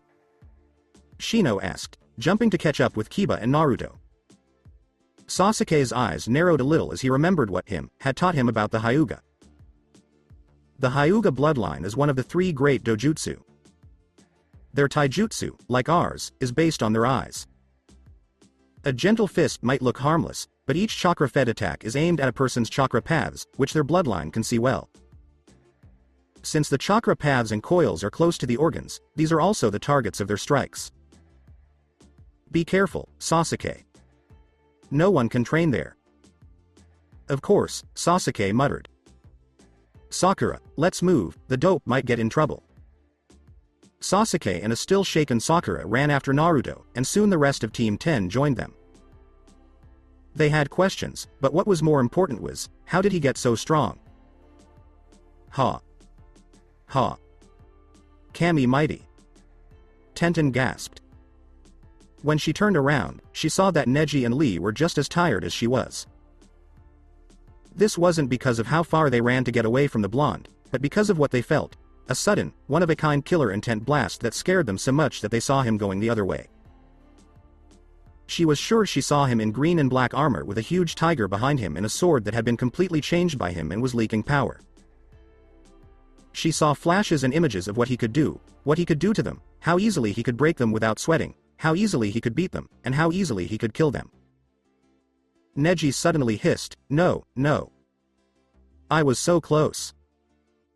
"Damn it, Neji," he said, staring at the ground and sweating heavily, "your stupid vendetta almost cost us our lives." So close. Hiyashi would have felt my pain, she said with a snarl as her brown eyes fell on Neji's pale ones. Enough, Neji-kun, that doesn't matter right now, Lee said as he slowly stood up and looked all around. Right now, we have to get to the tower and rest. We're too weak to fight an enemy right now, so we have to run and rest. What, this to rest our flames of youth nonsense? He asked. Neji said out loud. Listen, Neji, you almost cost us a lot because you sent us to fight more enemies while you tried to kill Hinata. Be glad we are more experienced and skilled than them, Lee snapped. It doesn't seem to be enough that we were scared by that dead last dropout boy, Neji hissed. I must remind you that the dropout, as you call him, scared you, me, and Tenten-chan, and that he might have killed that auto team just for going after Hinata-chan. What if you killed her? Lee asked. I'll be happy, and Hiyashi-sama will be on the other side of the coin. You dummy. If Hinata dies in front of the blonde, he would have ignored everything else and killed you instead. Think like a fool. Tenten sneered, and then we died because we were trying to protect your behind. She said as she sat in the dirt with her hands shaking like jelly. I was. Sure he was going to kill us, she said. Me too. Me too, Tenten, Neji said, his legs shaky. We must go now that the first rays of light are coming, he said, staring at the sun for a moment, then turning. For many people, dawn is a new beginning, the promise of something new. He felt the same way. A new day as a slave of the clan and a slave to his own fate. Hinata was very sick and needed help right away, but the tower looked so far away, and Hinata seemed to get worse. What should I do? He thought to himself, it's times like this when I wish I could heal. You can fix her up. Anima? Naruto stopped all of a sudden. He said aloud. Yes, Naruto Uzumaki, but if you say what's on your mind, no one will think you're crazy. Nodding, Naruto turned around and looked behind him. The others were way behind him, and he had put a lot of distance between himself and them with his speed. But how? Simple. All Rayearths can heal someone to some extent, but you can heal organs in particular. Yes, I can. Yes, and since her injuries are to her organs, your skills are perfect for healing her. Naruto let out a sigh of relief. He looked down and saw a small clearing. He landed there with a small jump and put the coughing Hinata there. Alright, what should I do now? Touch her forehead with your fingers, then put your other hand on the affected area, which is now her chest, or hover your hand over it, and let the wind flow through you into her. He sighed and hoped he didn't hurt Hinata anymore. He did as he was told, putting his hand on her forehead and hovering his other hand over her chest. He wasn't stupid enough to touch her there, because he didn't know what would happen if the others saw this. Soon, he closed his eyes and let the wind flow from him to her, just as Anima had told him to do. So, the rest of the people found him with his eyes closed, a green hand on her forehead, and small green tendrils going from his hand to her chest. Kiba ran in, but Shino and, oddly enough, Sasuke stopped him. No, Kiba. Today, Naruto-san has shown that he has unique skills. Maybe healing is a new one, Shino said, looking very interested in the moment and in the sight. Soon, the tendrils around Hinata's chest got brighter and brighter until they seemed to blast something at Hinata, causing her to gasp with her eyes wide open and wake up. Naruto moved his arms quickly. He didn't want to know what would happen if she saw his hands so close to her chest. He is stupid and dumb, not suicidal. Hinata slowly sat up, looked at them in a strange way, rubbed her face in preparation for Neji's attack, and then turned to look at Naruto. By smirking. It wasn't a cocky or crazy smirk. It was more of a seductive smirk, like what you'd expect from Anko. Or the smile your possessive girlfriend would give you to get you to do what she wants. Hinata? Naruto asked, blushing a little. Hi. Naruto-kun, she said, standing up quickly and helping him stand up with a Naruto grin on her face. Are you alright? Sakura replied, of course I'm fine. In fact, I want to fight Neji Teme. Hinata said, I can do it, Naruto style, which made everyone stare. What the hell did you do? Is that some kind of genjutsu? Sasuke asked, using his Sharingan to check. He didn't notice that a shadow was following them. All I did was help her get better. Well, excuse me for trying to save her life, dog breath, Naruto said, blushing slightly. Dude, you're acting like Hinata, Kiba said, looking at the now Narutized Hinata. Before you messed her up. Well, excuse me for trying to save her life, dog breath, he said. Yes, dog boy, that's what Naru-kun said. He tried to save me, so be thankful. Hinata said with a grin that was too similar to Naruto's, making everyone, including Kiba, drop their jaws. Anima, come here. I think I'm going to screw Hinata over. Naruto thought to himself. Don't worry, this is normal for a soulmate. Oh, a soulmate.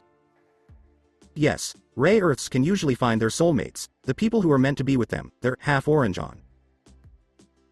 To make the bond even stronger, when you or a Rayearth heals a soulmate, a part of their personality is sent to the soulmate, and a part of the soulmate's personality is given to the Rayearth. Please tell me I'm not going to cry. No, Rayearths only share a small part of their personalities, which is big to you but small to her. You can feel some of her traits now, like blushing and shivering a little, but nothing else. Even though she has been taught to be polite since birth, she will act like you, bold, blunt, loud, and disrespectful of authority figures. Oh no, I made her into me. Wait, do you feel that? The snake. Naruto's eyes suddenly hardened, and he brushed the crystal kanji. Kei's no Yaiba was now on his hands, but it was too late. All of them turned around to see where Naruto had suddenly run, right at Sasuke. Sasuke slowly turned to his left and was shocked to see a face get close to him with sharp teeth aimed at him. The others only saw a long white neck with a mane of long black hair, yellow eyes, and fangs aimed at Sasuke's neck. Naruto was trying to get to him. But it was all for nothing because the long head dug its fangs into Sasuke's neck. It also dragged the Uchiha to the right and slammed him into a tree. Suddenly, it pulled away and Naruto's huge sword didn't cut his neck, not that it could have. Sasuke yelled out in pain and grabbed his neck. A 3-tomo tattoo started to form on his neck. What the heck did you do to him?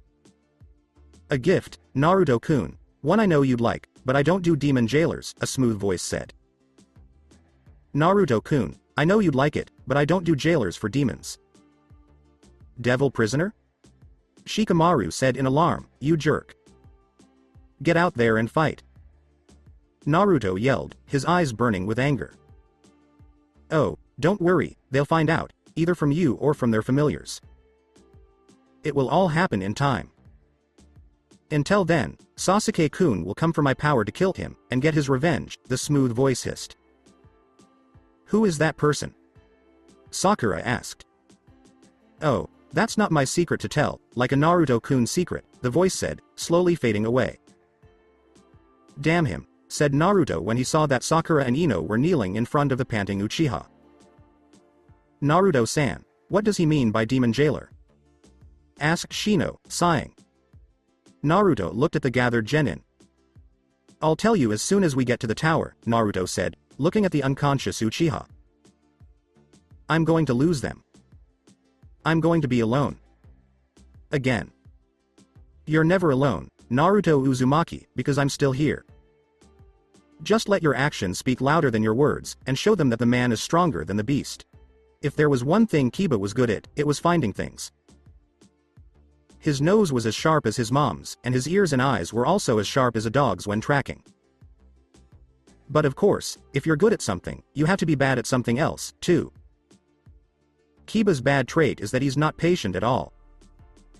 Being around Hinata and Shino, two heirs to powerful clans who were taught patience, politeness, and most of all, being on time, clashed with his rudeness and lack of timing. Damn it, Naruto, tell us now. One of the reasons he was there now was to bug Naruto into telling them why that vampire, who bit Sasuke and put something like a seal in his neck, had called him demon jailer. And I told you when we got to the tower. Obviously, Naruto's strong point wasn't patience either. Of course, Naruto has his own reasons. People think that the Rookie 9 aren't smart, but they are. They aren't as smart as Shikamaru or Shino, but they are pretty smart when they have the right pieces to put together. In this case, those pieces were Naruto, the demon jailer, and a constant fear. Okay, Ino, let's review. Naruto was born, but he never told us when. Ino thought it was strange that she knew everyone's birthdays except Naruto's.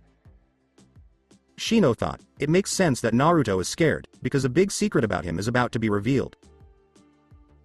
What worries me, though, is that if that secret is about Kyuubi, then what are you hiding, Naruto? His bugs told him that Naruto was in a state of stress and panic unlike any other. He was ready to run away or fight them if they attacked him. We don't know his birthday, he's been an orphan since he was a baby, everyone in the village hates him to the point of being ridiculous, his pranks aren't that bad to make everyone hate him, the Hokage likes him more than any other genin, and he has a lot of chakra. 12 years, what happened 12 years ago? Oh Kami, no. Shikamaru's eyes were as big as saucers. Kyuubi no Kitsune, my teammate has the nine-tailed fox in him. Then, what we were told about the Yondaime killing Kyuubi was false. But why lying like this? What happened to Lias? Did Naruto knew? I think not, considering how edgy he looks. I say he is afraid. Sakura agreed with her inner self. After all, this one had never failed her in reasoning, so she was right, but then the question came, why lying? This and other thoughts fade in their minds, except for Kiba. He doesn't usually think as deeply as the others, but when he does, he can solve hard problems. But the idea of a secret was too much for him to let him think clearly. Strangely, he would be the least affected by the upcoming news, but it would still affect him to some degree. Naruto-san, Kiba is right. Tell us now, before anything else happens, Shino said as he lifted the unconscious Uchiha, who had a high fever and didn't seem to be getting better at all. With a sigh, Naruto stopped, and when he turned around, Rookie 9 looked pretty shocked. He looked so old, so weak, so tired, so different. His eyes didn't shine like sapphires held up to the sun, and he didn't smile like 1,000 suns. He looked so gray. Okay, he said quietly, landing on the grass near a small riverbank. Without wasting any time, Sakura and Ino were taking care of the sick Uchiha, removing his headband and putting cold water on his forehead with a wet cloth, but they were still close enough to look at Naruto and hear his history, secret, or whatever it was. Ino, who likes gossips and secrets, thought that one of Naruto's secrets was finding a hidden treasure of. You all know when I was born? Naruto asked. Actually, no, you never told us, and we don't celebrate it. If I knew I told you this, you'd be wearing something other than orange, Ino said. That's because Saru Jiji told me not to tell anyone, Naruto said. Wait, the Hokage, who you call Old Monkey, told you not to tell anyone about your birthday? What's up with that? Asked Kiba. Oh, you celebrate my birthday, but not in a happy way. I was born on October 10th, said Naruto, pausing to let that sink in. The day Kyuubi came, and the same day we celebrate its death at the hands of the Yondaime Hokage, Shino told Naruto. Yes. I was born that day, at night, when I lost my mom and dad. Naruto said, something doesn't add up. Suddenly, Choji said, Kyuubi's killer intent killed many babies, especially the ones on the hospital. I think we all here survived because we hid in the... Yes. I was born 2 months after Kyuubi attacked, so the rest of you were alive when Kyuubi came, but they are right. How did you survive Kyuubi's killer intent when you were in the center of it, the hospital? Hinata asked suddenly and seriously. Because. The Yondaime found me and brought me to the battlefield, Naruto said. Okay, I got lost. Why would the Yondaime bring you, a baby at the time, to the place where no ninja wanted to be? Kiba asked, with Akamaru barking his approval. Kyuubi is a mass of chakra, which is sentient energy with a solid shape, Naruto said with a sigh. No matter how strong you are, you can't destroy energy, Ino said in fear. I am. The Yondaime couldn't kill him, no one can hope to make that deed, instead he did the second best, he seal it, Naruto began, in you, Sakura whispered, eye wide and trembling. Yes, I am the Kyuubi Jinchuriki, its jailer, Naruto said, looking away of them, that explains the whisker marks, and the massive chakra, Shikamaru said, don't forget being hated by all, carrying Kyuubi's sin and not knowing it until 4 months ago, Naruto suddenly added. Are you telling us you didn't know you had a Kyuubi inside you until 4 months ago, when we graduated? Shino asked. Naruto nodded. I was never meant to know, and none of you were meant to know either. Gigi made a law the day after the sealing that no adult or present shall speak about Kyuubi's ultimate fate to the new generation, to no children. If you tell, you will be executed for treason, in front of everyone. That explains its lack of presence in the graduation, but you the beast, hardly, Shino said, making Naruto look up, your status, the power of human sacrifice. That's what you are now, a sacrifice, for our safety, for that and the sacrifice of the Yondaime, I am grateful, however I am quite displeased. I know after all what is to be looked down for rumors and whispers, Shino added, lifting his hand and letting a bug travel around his fingers. Shino stood up and said, I firmly believe you are more than a sacrifice, but for that, I deeply thank you. My clan has always been neutral with you, but that neutrality has saved us from our divine revenge. Until today, I thought that leaving you alone was the best way to avoid your wrath, like leaving a beehive alone, but I see that isolation and ignorance has brought the worst out in all of us. Naruto, on the other hand, looked at Shino with wide eyes and said, I didn't understand a thing, but thanks. He said this with a half smile, which made Shino jump back in surprise. Baka, he said that he respects you, Kiba said, slapping Naruto hard on the head and saying, hey. So do I, man. It takes guts to take so much crap and not back down. Sure. I'm scared to death about Kyuubi being sealed in. Where did that thing get stuck in you, anyway? Kiba asked. Well, my stomach, Naruto said, taking off his jacket and shirt, much to Hinata's delight, and using chakra. Soon, a black spiral with rune-like stripes around it, like a sun, formed around his belly. Gigi said that the Yondaime summoned the death god to seal Kyuubi, Naruto said. The Shinigami? Choji asked. Yeah, the Reaper, the god of death, the angel of death, the skeleton with a scythe, the soul eater. Yes, him, Naruto said, enjoying the group's sudden silence. Neither of them noticed the black aura around the fallen Uchiha. He did this for free, right? Sakura asked. Yeah, you're right, Sakura-chan. The death god took the Yondaime soul and ate it in exchange for messing with my life 3 hours after I was born, Naruto said with a huff, sitting rather firmly on the grass. Messing? You saved us. You should be a hero. She said again. That's what you think, but not what the villagers think. For 12 years I've lived alone, scorned, without a mother or father. Some say they left me or killed themselves when they found out I was a demon. Oh. Ah. Oh my, I didn't know, sorry, Naruto said. Nah. I learned that if I... So. Are you not going to attack me? Naruto suddenly asked. They all shook their heads no. scream me, die demon, or Kyuubi scum, now. They did it again. You're not going to walk in with torches to my house. No. They all yelled. Okay, she's just checking. Thanks, Naruto said, looking at the group with a small smile. It wasn't his usual big, goofy grin. This one was different. It came from his heart.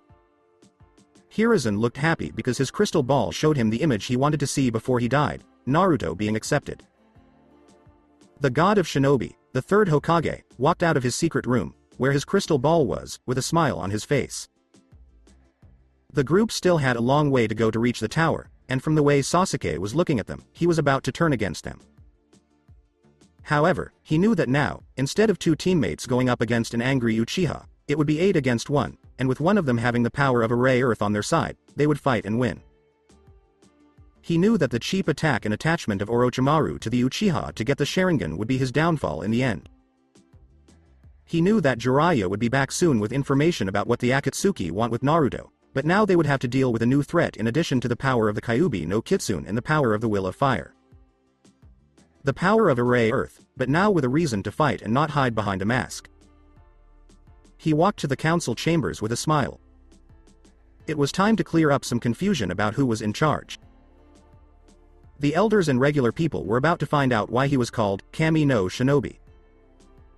In the worst way that could happen.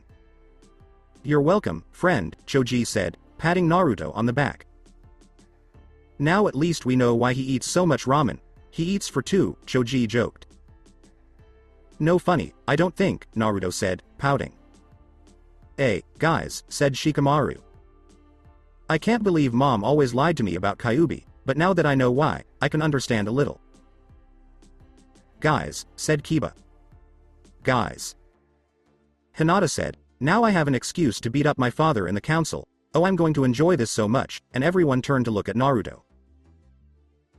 For the record, all I did before was nothing to do with Kyuubi, Naruto said, blushing a little at the perverted look in Hinata's eyes. Guys. Shikamaru yelled in a panic. What? Oh. They all yelled back when they saw what he was trying to say. Sasuke is surrounded by a spiral of purple and dark energy, and strange black marks cover half of his face. He turns his Sharingan on and stares at the marks. The power, Sasuke whispered, flexing his hands and staring at himself in a strange way. Is awesome, he said, turning to the group with a smirk on his face. Does anyone here feel like test rabbits? Kiba asked, and they all nodded. Fight me. Fight me to see how strong I am, Sasuke said as he slowly moved toward the group. Okay, Naruto, they accept you, but Sasuke wants to kill us. Maybe if I use K's no Yaiba, he won't be able to kill us. No, wind will only make fire stronger, and he works with fire. Then use your telekinesis to do what you did to the other one. My what? Oh, you mean my wind blows? No, your telekinesis isn't like what you did to that man. Instead, you manipulated the wind around you and in you, and your mind played a small role. The wind blasts you used are weak compared to the power of your mind and the raw wind separated. Now, focus, your mind is now your greatest weapon. Naruto sighed. It was easier to say than to do. His mind wasn't exactly his best weapon, considering all the notes he had from the academy. Notes and grades don't matter. What matters most for a ninja like you is skill and experience. Let it flow. Your mind is as sharp as your kunai, and your mind is strong. Fire release, Sasuke said, and everyone looked at him in fear, thinking he was going to attack them. No, Naruto said as he held out both hands in front of the Uchiha. He would never let the Uchiha hurt his friends or teammates. He wasn't going to leave them now that they saw him for what he really is, a person. Sasuke yelled, "Great fireball technique," and shot a fireball right at them. It was bigger than the one Sakura was used to seeing. She heard Naruto shout, "No!" with more anger and rage than disappointment at Sasuke's sudden desire to kill them. But what did it matter?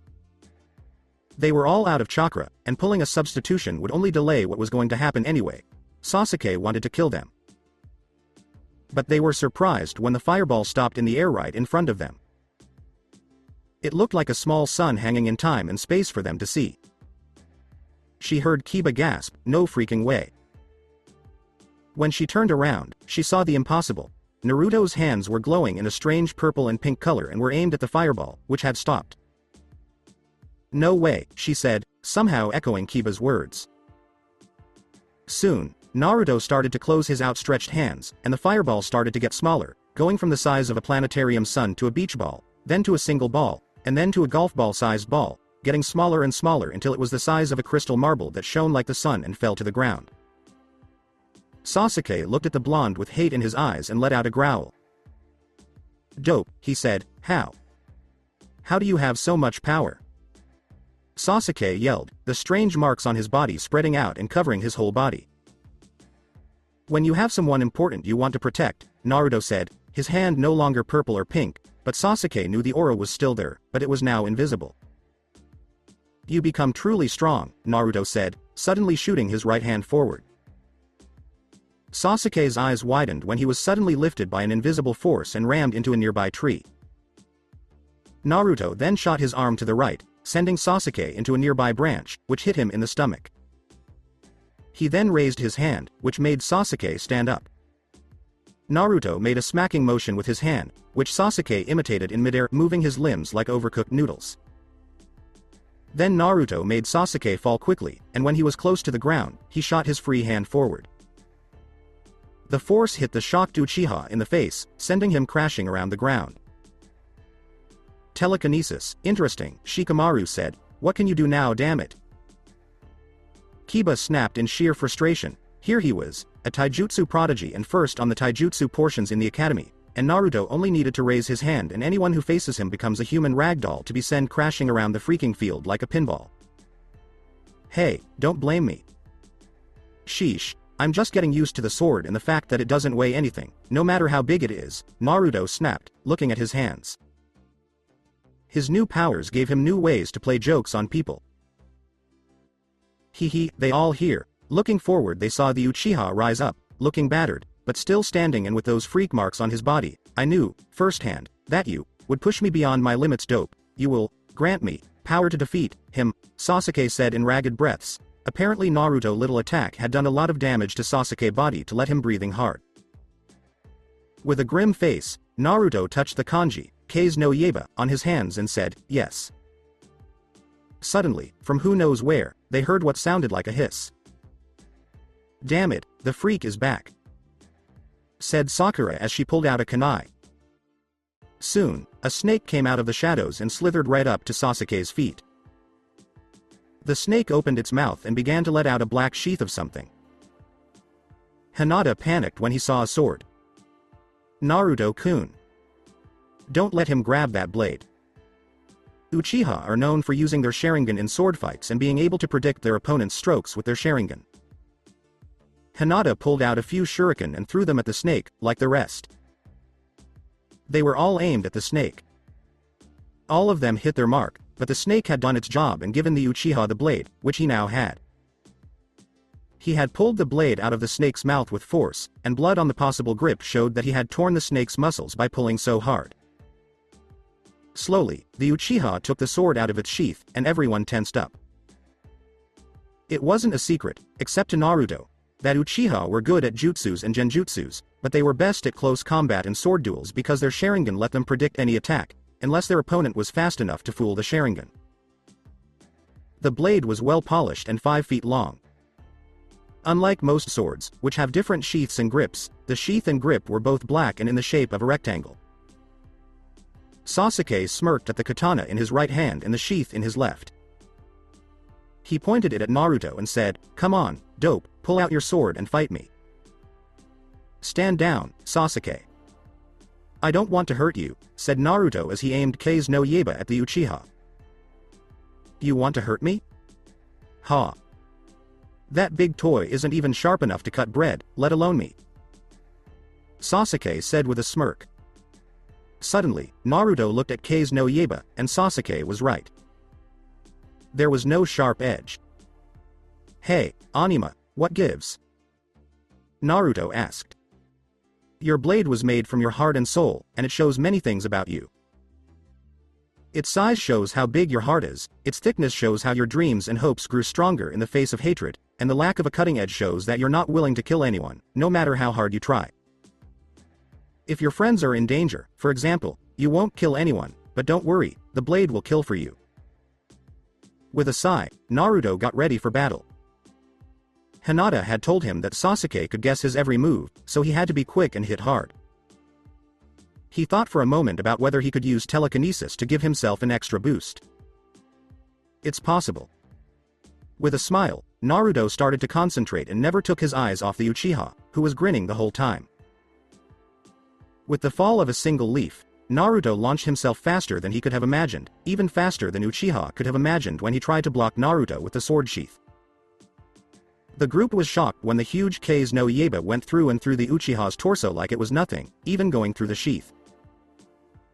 It did all of this at an incredible speed that even they didn't think they could track down, but maybe they could because Naruto slowed down on the strike and they could see clearly when he hit. They all waited, like they were waiting for Sasuke to break in half and blood and gore to spread everywhere, but it never happened. In fact, the only things that broke were the sheath and part of Sasuke's shirt, while the strange marks grew back to his neck, leaving his skin again clean. With 2 steps, the Uchiha Avenger fell to the ground, unconscious. But that doesn't mean you can't cut down things. You can cut down anything that isn't alive. Naruto sighed as he looked at the fallen Avenger. He had finally beaten Sasuke, but in such a boring way. He had hoped for an epic sword fight that would be remembered by everyone. Of course, he didn't know that this fight was just a warm-up for the fights to come. With a sigh, he put Kase no Yaiba back on the kanji crystal and helped pick up the Uchiha. Guys, what do we do with the sword?" Kiba asked, holding the blade and part of the sheath that Naruto had cut down. "Sakura-chan, can you keep the blade and give it to Kakashi-sensei later? You want him, with that seal, wielding a sword?" he asked. "You're the one to talk, you got a seal of your own," Kiba joked. "Mine has extended guarantee of the death god. Kami knows what kind of crap Sasuke now has on his neck." Naruto snapped, "Good point. Let's get out of here," Kiba said, now leading the pack, the group following, all but Hinata and Shino. Hinata nodded. "You saw, right?" "Yes," she said. "The blade. It messed up Sasuke's chakra." "Sarutobi, I know this isn't the best time to talk, especially since teams are getting close to the tower," Danzo said, his one eye staring firmly at Sarutobi. "You forget who is in charge, Danzo," Sarutobi said in a firm voice, which was strange because he always spoke softly, even when he saw old friends. But now, they think that making him angry would be the worst idea ever. They think that if they push the wrong buttons, they'll end up on the wrong end of Ibiki and Anko, who are usually sitting in a dark room in front of them. "Okay, then, what's the problem?" asked Sume. Soon, Sarutobi threw a headband with a musical note in the metal plate in front of her desk.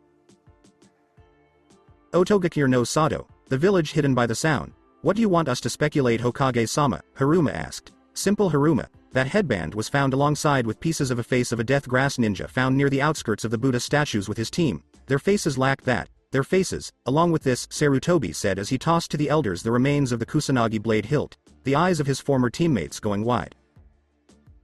"No way, this is Orochimaru's sword hilt, what could have done this?" Haruma asked again. "In fact, it's not like someone could do it that way." Kaharu added, "In fact, it's not like someone could do it that way, unless you think about his possible opponent." Sarutobi said, "In fact, it's not like someone could do it that way, unless you think about his possible opponent." Danzo asked. "I don't know, but whoever did it was more than powerful enough to hurt him," Sarutobi said, pulling a small vial of blood. "It was just confirmed. This is Orochimaru's blood, slightly changed," Sarutobi said grimly. "I fear he perfected that jutsu and has used it," he added, seeing the shock faces of many at that, with the exception of the civilians who were always kept in the dark about ninja affairs. "Before we go on, I need to do something I should have done a long time ago," Sarutobi said. "The civilian council will no longer help with these meetings as of right now. Your only concerns will be the economy, tourism, and urban development. He said this with a smirk, and with a snap of his fingers, 4 Ambu showed up, with 2 opening the doors and the other 2 pulling out their ninjutsu. Anyone who doesn't agree will die quickly, he said. The civilians didn't have much of a choice but to leave. It was either leave or fight and die, and the choice was painfully clear. Soon, there were no civilians left in the room. Danzo, Haruma, and Kaharu were the only ones who could communicate between the ninja and the civilians. He didn't like them, and he didn't even like his own teammates. They would outlive him, since being Hokage at his age was riskier than being an elder, but he would make sure they didn't get any power after he died. If they did, they could pass laws that would mess up the lives of many ninja, including Naruto. Now that the main problem is gone, Sarutobi said, looking at the elders. He knew they were more of a threat, with one trying to control Naruto and the other 2 trying to slow him down. He had a sneaking suspicion that someone had messed with Naruto's schoolwork. Naruto is smart, but not smart enough to understand Hinata's feelings. He is, however, smart enough to know who is wronging him. Hokage-sama, why did you do that? Danzo asked. Knowing that now his main supporters on the council were gone, he had no civilian backup, and there were no shinobi in the council to back him up. Oh, that Danzo is to get rid of tumors before they get bigger and more dangerous. This is a shinobi council room, not a civilian circus talking about how they should hurt Naruto Uzumaki to get rid of Kyuubi. Naruto will live and get stronger, whether you like it or not, Sarutobi said to his former teammates, who narrowed their eyes at him but flinched when they saw he was looking at them with a.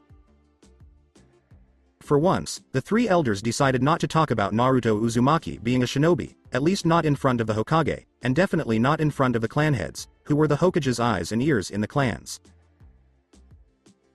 Okay, as I was saying before, Orochimaru completed his jutsu, not his immortality jutsu, the other one, his soul transfer jutsu, since the vial of blood contained female DNA in it, XX chromosome, which mean that Orochimaru has taken his deformation to human life further, even taking the body of a woman with special skills just to fuel his madness, Hiruzen said firmly, like briefing a group of soldiers about an objective in times of war, something all noted. Why are you briefing us like it's wartime? Danzo asked Hiruzen. It wasn't that he didn't like it. In fact, it was new and oddly energizing. Because we are. Orochimaru must be stopped. Otto is a village he started, if you can call a bunch of bases spread out across Rice Country a hidden village, Hiruzen said firmly. No more Mr. Nice Monkey, not with Orochimaru or those who went against his orders, he added. So, those 3 ninjas from Sound Village? Hiyashi asked. Simple, kids he picks up with lies and deceit. Orochimaru's forces grow with missing ninjas from the Chunin to Junin ranks, but there's nothing we can't face head-on, he said. Unless they count with help, Sume said. Yes, that's why, after not doing it for 3 years, we'll send the second preliminary matches in the 3rd part of the Chunin exams to the whole world, Hiruzen said, making everyone stop and stare. Did you finally go crazy? This isn't a game, Hiruzen. It will literally show all of our best ninjas, Shikaku asked. No, in fact, that's exactly what I want. The money we make from this will give us enough money to strengthen our defenses even more. It will also give our genins more time to train instead of sending them on pointless missions. For now, we're also in the middle of the mission low. Danzo, on the other hand, was jumping for joy. Finally, the old monkey was turning back into the man he had fought against for the title of Hokage. The god of shinobi was going to make a triumphant return, but something was still bothering him. What about the Sound allies? He asked. I'm pretty sure it will be the Suna shinobis. They have a demon jailer, Gara of the Desert, who is very unstable, Hiruzen said. Then it would mean that the Suna would eventually look for our jailer to add to their numbers, Shibi agreed, and Sarutobi nodded. Danzo said, then it would be best to train him so he can control his demon. He felt a sense of foreboding fear and anticipation. The Uchiha was a prodigy, but being a prodigy was nothing compared to Naruto's chakra being used to its fullest potential. No, step by step, Naruto will control his demon on his own, Hiruzen said. Oh, come on, the brat is as thick as a piece of lead. Unless you hammer his head, he'll never get some things on his head, like the obvious crush Hiashi's girl has on him, Sume said, noticing the twitch in Hiashi's eyes. She's weak, he's dumb, they'll never get together. The elders wouldn't let them, and I won't let them, Hiashi said, missing Sarutobi's smirk. What do you plan? Inoichi thought, looking at Shikaku and Shuza and nodding. They all had the same idea. Oh. They wouldn't let the heiress of the clan date the boy who broke the Kusanagi blade. Hiashi's eyes widened, as did the eyes of many, including the elders, except for Sume and Shibi, who aren't surprised by many things, since she has a horse-sized dog with a patch that talks and he is a walking hive. Time to drop the bomb, and what is a Rayearth? Achoo. Naruto sneezed loudly, making everyone around him look at him strangely. What, you've never sneezed before? The group was right at the entrance to the tower. There were several entrances with broken seals, but only 3, and Hinata's Byakugan said that they all led to the same room. So. One for each door, or all in the same door? Choji suddenly asked, looking at the serious group. Once we get inside, the truce is over, Choji, entering together, on the same entrance would be too bad, Shikamaru said. So. Team for Dorha, these guys thought of anything, Choji said. All but freaks giving Hiki to emos, Naruto said. I hear you.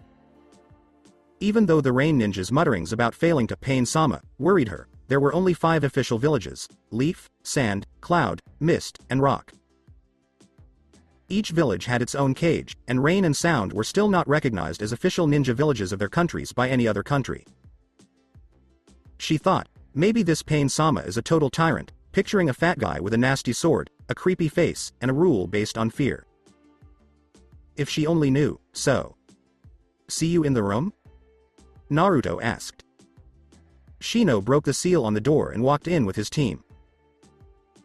Hinata came in last, after checking the goods with her Byakugan, which made Naruto very uncomfortable. Soon, Team 10 came in as well.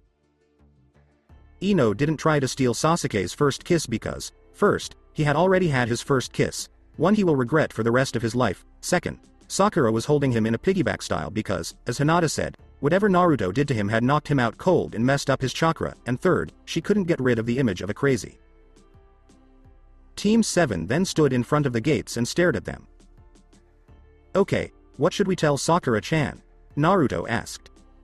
I don't know. Sasuke blew his top off because someone infected him like a vampire? It's not like we're lying, and he'll thank us, if he takes the exams, that is, Naruto said, looking at Sasuke and sighing. I know what you're thinking, Naruto. Maybe we should quit. Sakura agreed, maybe.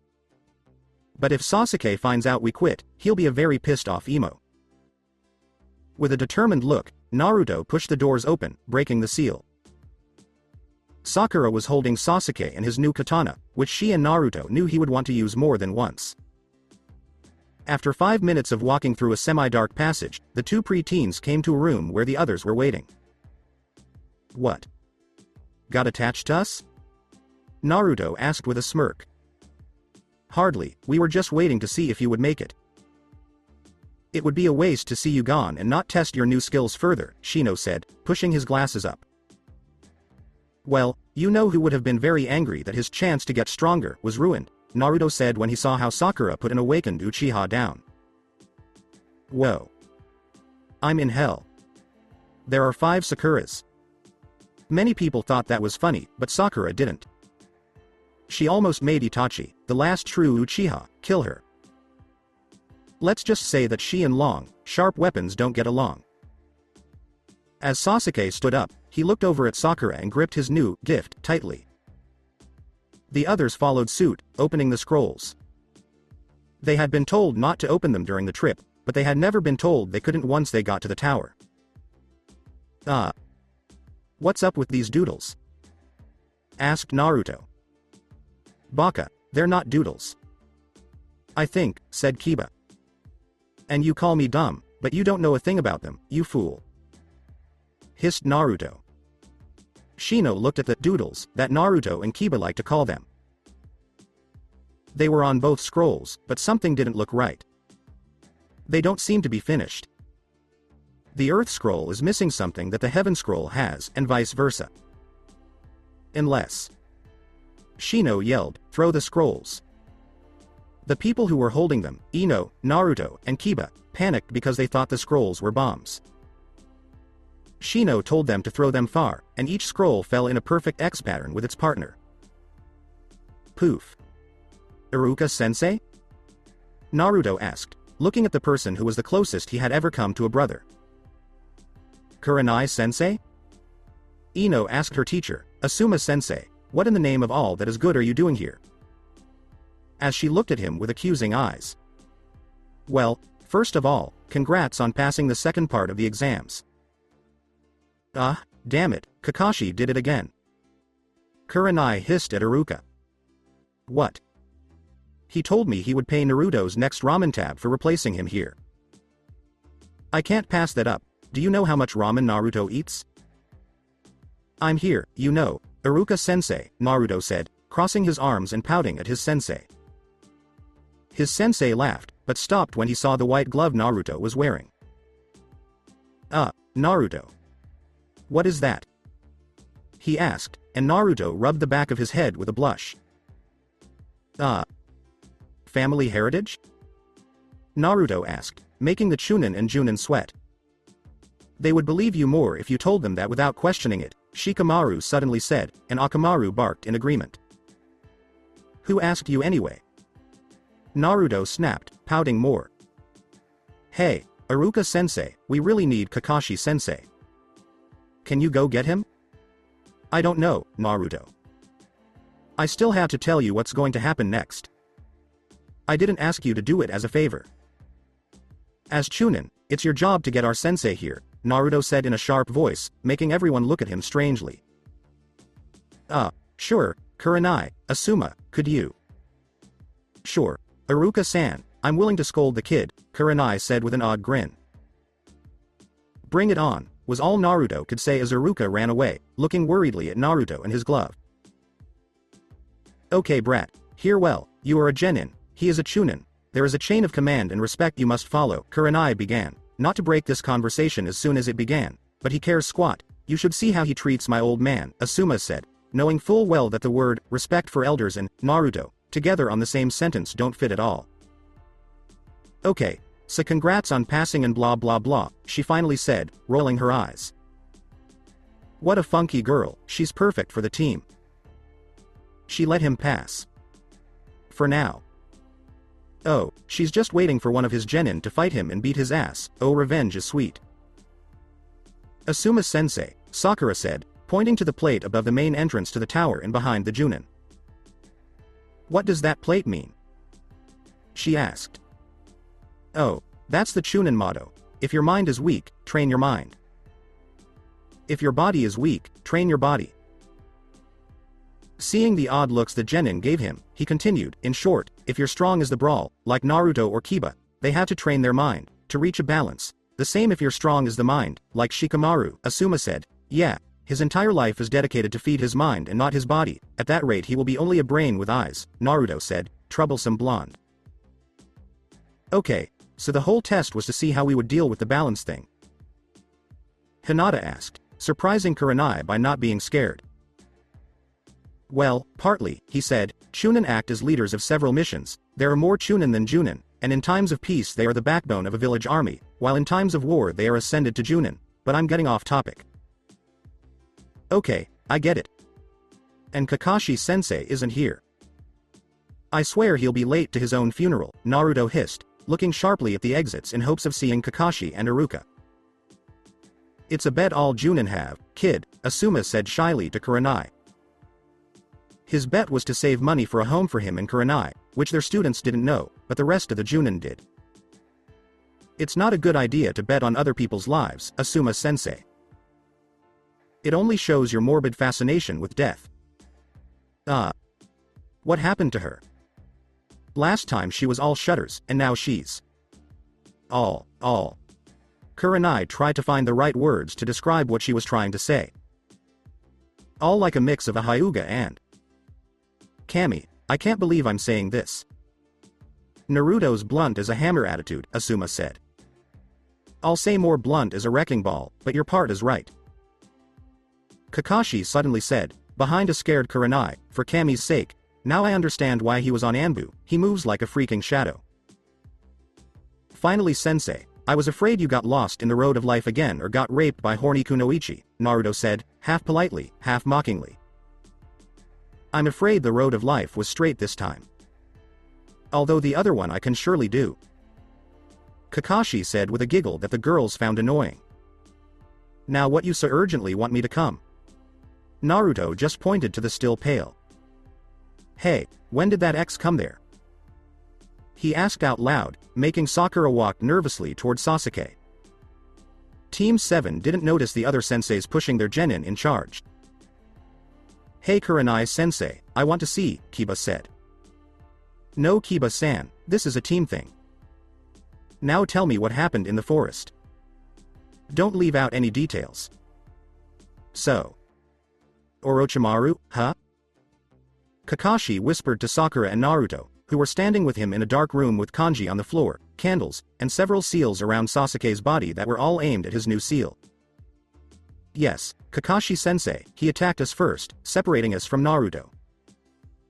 Sasuke-kun didn't do well against him, and Naruto came later, only to be impaled by a blade coming out of Orochimaru's mouth. This got Kakashi's attention. Mind telling Naruto? I don't mind, sensei. It's my secret. Sorry, Sakura-chan, Naruto said in a serious and politely sharp way, like a Hyuga would. But, Naruto, you said something about Kyuubi. You did what? Kakashi asked, surprised and relieved that Sasuke was all cleaned up. The strange black mark around Sasuke's torso turned out to be something that turned his chakra on stress land.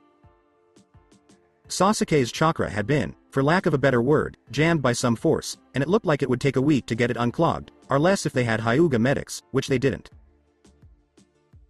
Yeah, that bastard later bit Sasuke, right when we were ambushed by sound ninjas and that weird spandex guy team, Lee, the girl with panda buns and Hinata's cousin, the dude is worse than Sasuke, although I wonder why his hair smells so heavy to lavender and vanilla.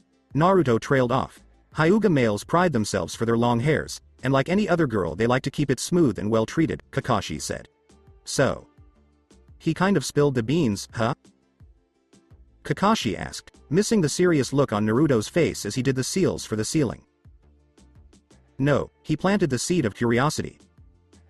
I had to tell them because they are too damn curious for my own good, Naruto said suddenly. Excuse me for being curious, Mr. S rank secret that kills everyone who tells the beans, Sakura said.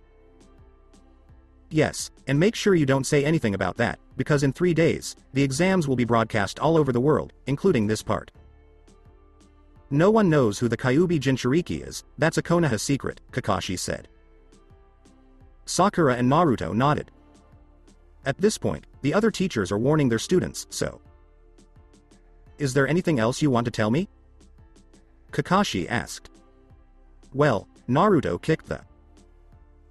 I guess it has something to do with the glove with the crystal kanji in it, huh, Naruto, said the blonde as he blushed and put his index fingers together, but then he blinked and put his hands behind his back, blushing strangely like Hinata. Weird.